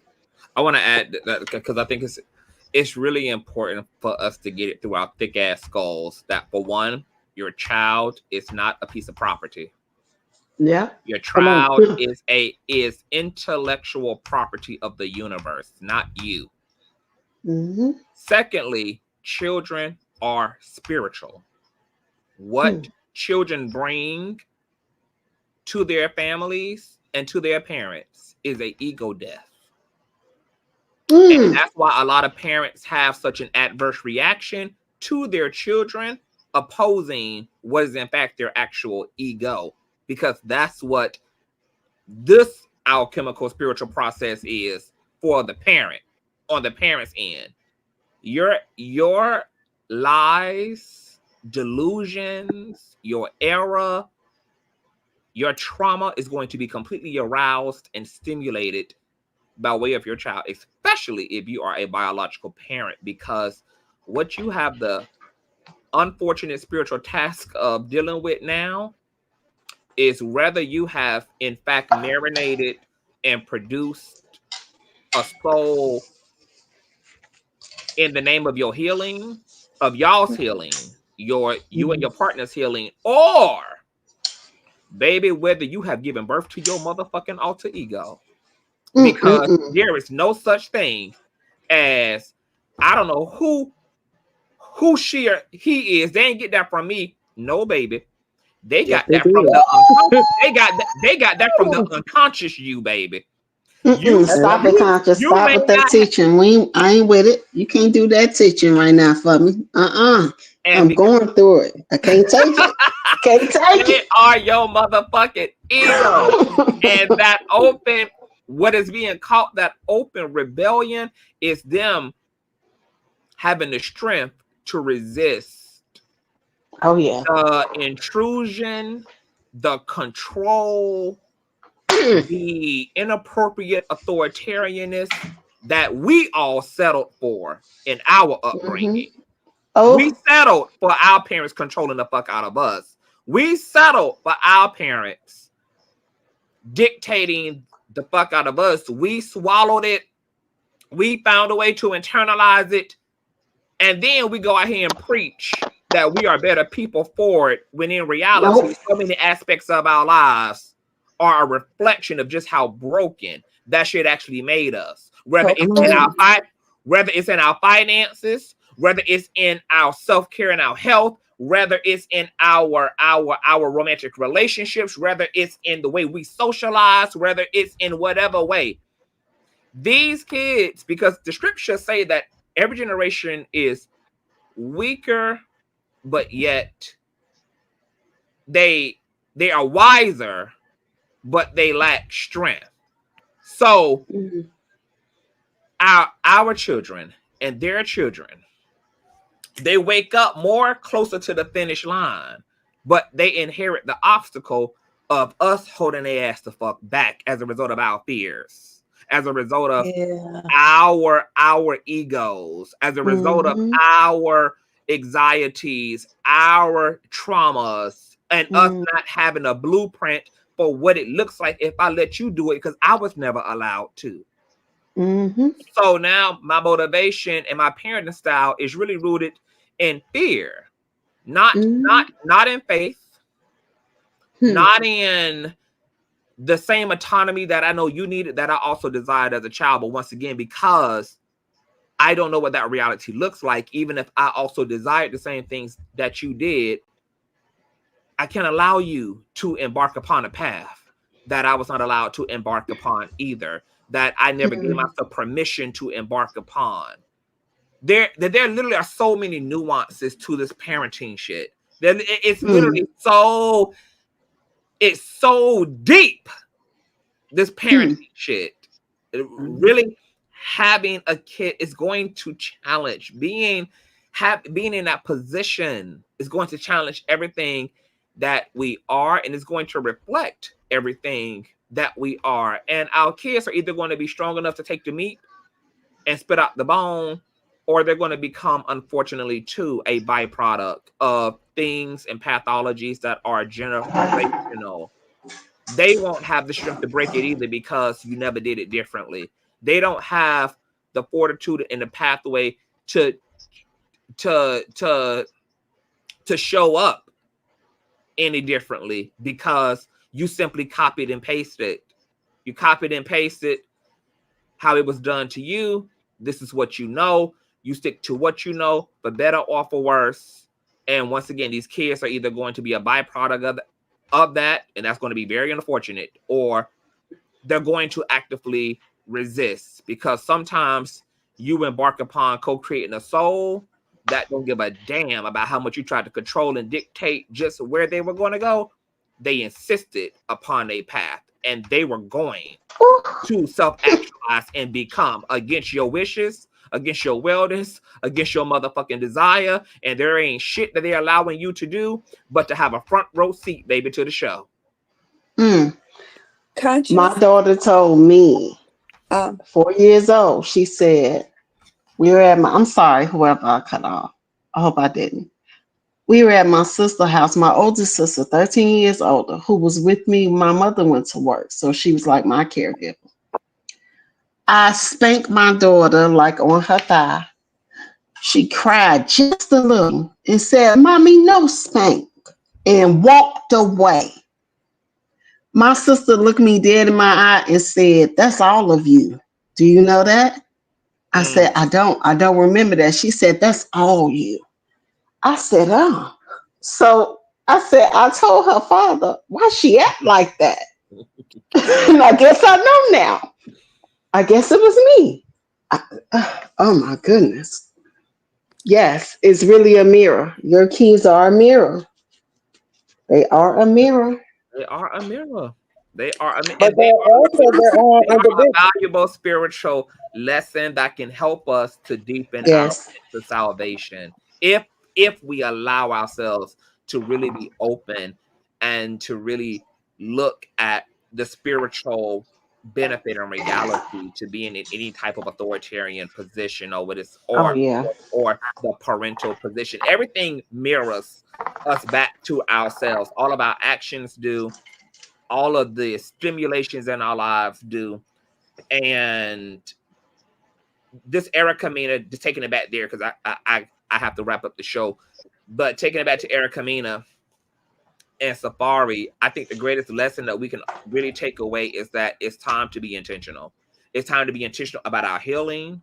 And it's time to take the time out of our lives, regardless of how much hurt, how much brokenness, and how much time we spent that way, to invest in our well-being and our healing so that everything after that can be made in its proper image and be made in the image of the vibration of that healing.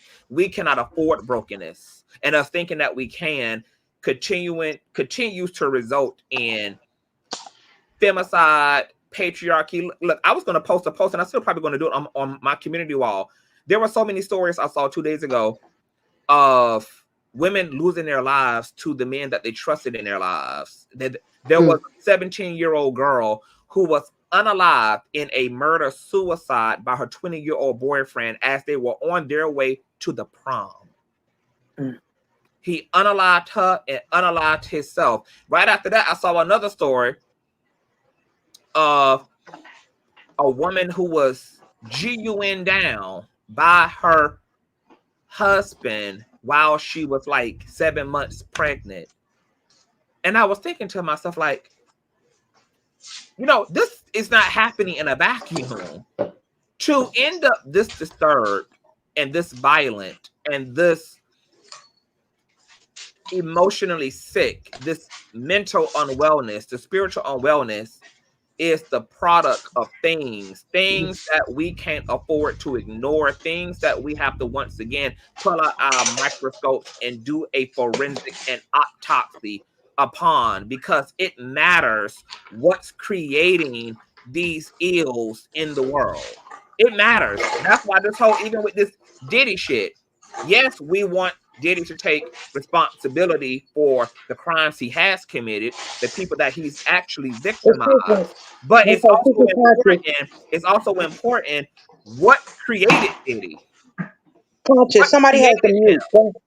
Somebody has to mute themselves because I can't hear you. Oh yeah, it's a lot of movement.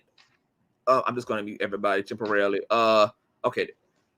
It matters. It matters. How did Diddy become this way matters, because having that intel, having access to that information and data allows us to make sure that we stay very motherfucking far away from introducing said reality and stimulants that lead to the creation of the Diddy's of the world. And it has to be more than just his mama, because, you know, we can't put our onus on the mama. Parenting is typically, it requires two people if you've done it with the other person. So Diddy's father is just as responsible, a drug dealer, unalive, because he was for them streets. And his son was left first and foremost with that example, which is unfortunate, because his son went the streets too. Hell, isn't it ironic that his dad was a drug dealer and Diddy is also indicted for drug trafficking? Diddy relationship to his mother matters. His economic and environmental reality also informs his humanity. Yes, like all of those things, because it's not just one thing that creates this. It's not just one person who creates this. It's not just one variable that creates this. It's a multitude. Conscious is speaking. Can you please mute your mic? I just muted I just muted it. Yeah. It was Miss Williams. I don't think she knew that her phone is rubbing up against something. But you know, it matters. So we have to always do the autopsy. I think that bringing children into the world is such a great gift. Like Rumors and T was saying, it's a gift that keeps on giving. Parenting doesn't have to be some horrendous, hard burden, you know, difficult, crazy thing. Because once again, I think we all have agreed that a lot of that can be mitigated by just being more thoughtful about our living as individuals before we even get to that point. Making sure that we're well, making sure that our humanity is intact, making sure that we have, of course, all of the basic essentials, you know, to our liking. That's our economics, our own living conditions, you know, and just making sure that there is a general sense of wellness that exists first and foremost before we take that leap, because like everybody else, our kids have no choice but to experience our condition. All that we have to give to anybody else is whatever our condition is. Whether we're well, whether we are completely fucked up, whether we're on the spectrum of fucked upness, on the spectrum of wellness, but all we have to actually give is our actual condition. And having kids, as everybody said here, is going to mirror and reflect that shit back to you. They're going to give you back you. They're going to challenge you. They're going to inspire you. They're going to compel you. There's going to be all of those moving parts. You know, to be in that position is a very dynamic one. And it's both personal for you and it's also personal for the offspring. And I just hope that we get more intentional about childbearing. We get more intentional and more sacred about our ability to help assist the universe and bringing forth souls into this world, that we understand the assignment that we would be agreeing to by doing so, and that we're very open-minded, just in general, because you're going to have to help this soul to navigate life, and this soul could be a very unique one, a very diverse one that brings a lot of diversity to the family, bring a lot of diversity to all of your sense of normalcy, honey, and come in and shake some of this shit up in this motherfucker. You know, you might give birth to the black sheep that's been assigned by spirit to uproot all of the shit that's been in the underbelly of the family. You might bring in forth the voice box for the family, the person that's gonna say what the fuck you ain't got the strength to, what you scared to, what's gonna trigger everybody. You might bring in the curse breaker. You just don't know what's going to happen. But what I do know is that if you're well, you're going to be able to do a reasonably well job. If you're just generally well in your humanity and well in your internal space. So before Erica, Mena, and Safaree bring any more goddamn children into the play, I hope they don't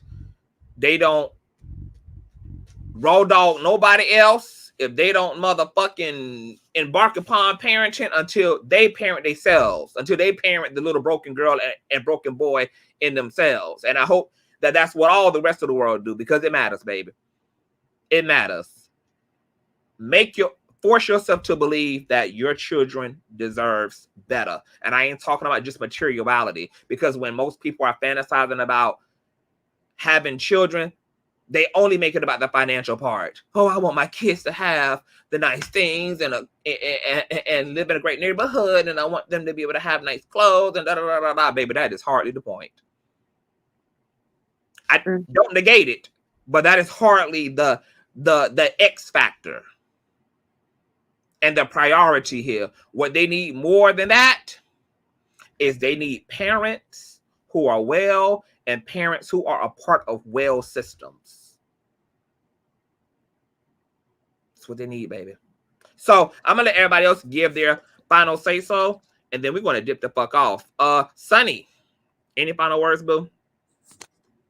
No, I think you summed that up well. I feel like that's the bottom line. And like we were speaking on earlier, it just comes down to love. You don't have to figure out all the complexities of it. Just figure out how to love yourself. If you do that, it will naturally guide you into being a better parent, a better human, you know, having a better existence. Like, just focus on yourself. We talk about that so much. It's a very selfish world, but everybody has not figured out self-love, just being selfish and self-centered.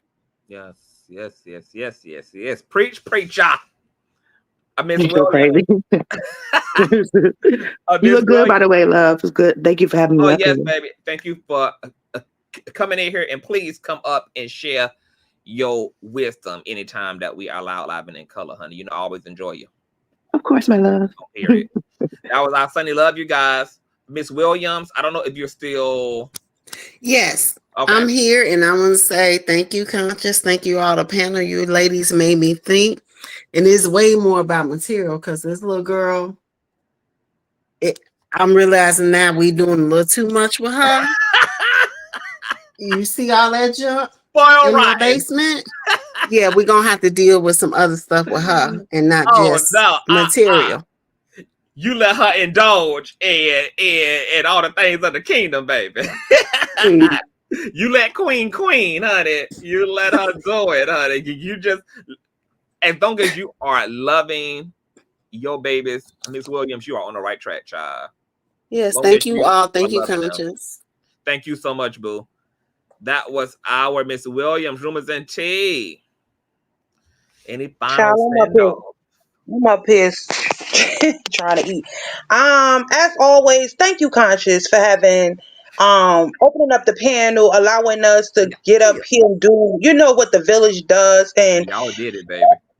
yeah, I just want to always give you your props. But to the parents that are out there that are doing the work, salute to you. To the surrogate parents that are doing the work, salute to you.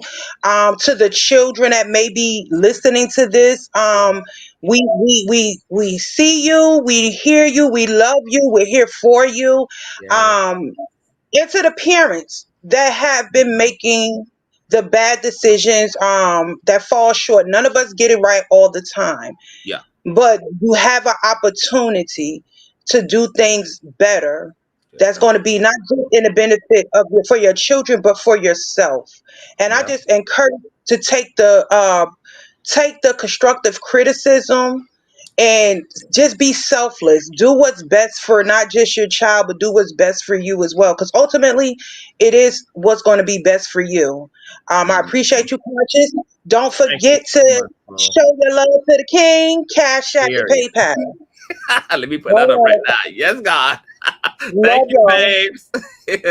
That was our Rumors and Tea, y'all. And speaking of cash apps and everything, opinionated. Thank you, baby mama, for those nasty a child support chat. Thank you so much, love. If you're still here, you're on mute. Okay, there you go. Let me see. Can you hear me? Yes, I can. Okay, thank you, baby. You're quite welcome, Conscious. Anytime. You know, I'm not going to say too much, but I am going to go because I'm a little busy too, right? But just thank you. You know, I allow myself to kind of distance myself and be in the bushes in your platform because of craziness. I'm glad you dropped down out of that treehouse, child. I need my bush babies. I need all my bush babies. I gotta be honest with you, Conscious. You can feel you and your spirit, your energy, and you know, YouTube can lead you astray really bad. It can, but it always brings you back to the people that you may be led astray from. Yes. And when I say I could sit here and it don't have to have nothing to do with me, but I could get so much from the conversation because you're so smart. You're so pleasant. And you know, you just feed our souls as Black women and men. And I want to say to your parents, thank you for bringing someone to this world. Look, you know? Don't give them too much credit. The Holy Spirit did this. If I would have let them have it, baby, if I would have let them have their way, baby, you wouldn't be sitting here praising. You'd be sitting here praying for me. But you know what? The person that you formed into, I mean, you're in control of that. And I think that's the amazing thing that we get from it. So I'm glad they did not do anything but push you out here and give you life. You know what I'm saying? But I just want to thank you. I'm here.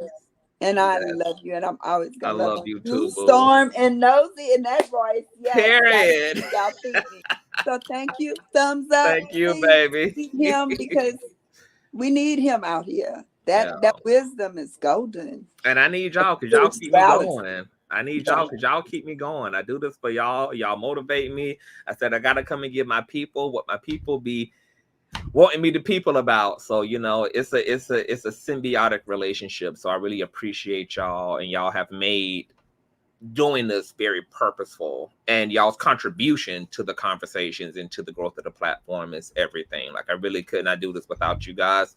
Also giving y'all's wisdom, y'all truth, being vulnerable enough to share y'all experiences on a public platform. Like, it takes all of that to aid and abet and to make, you know, this what it is. So I thank y'all equally. I appreciate y'all. All right, and I'm not gonna keep you. Thank you, Conscious. All right, baby. That was our opinionated love. Bush babies back, honey. The Bush babies are taking over, honey. I love y'all. We gotta get out of here. Definitely wanted to have the community come up. I already knew from the beginning I was dropping the link because I was like, yeah, I know the folk got to sound off. You know, I'm gonna be praying for Safaree and praying for Erica Mena, because, you know, the CPS system is even worse than Erica Mena and Safaree. However, if that's what it takes for those kids to have an even shot, is have the CPS roll the dice, you know, if that happens hypothetically, you know, and it lands them in the care of loving, healthy people. If that's what it takes, then that's what it takes.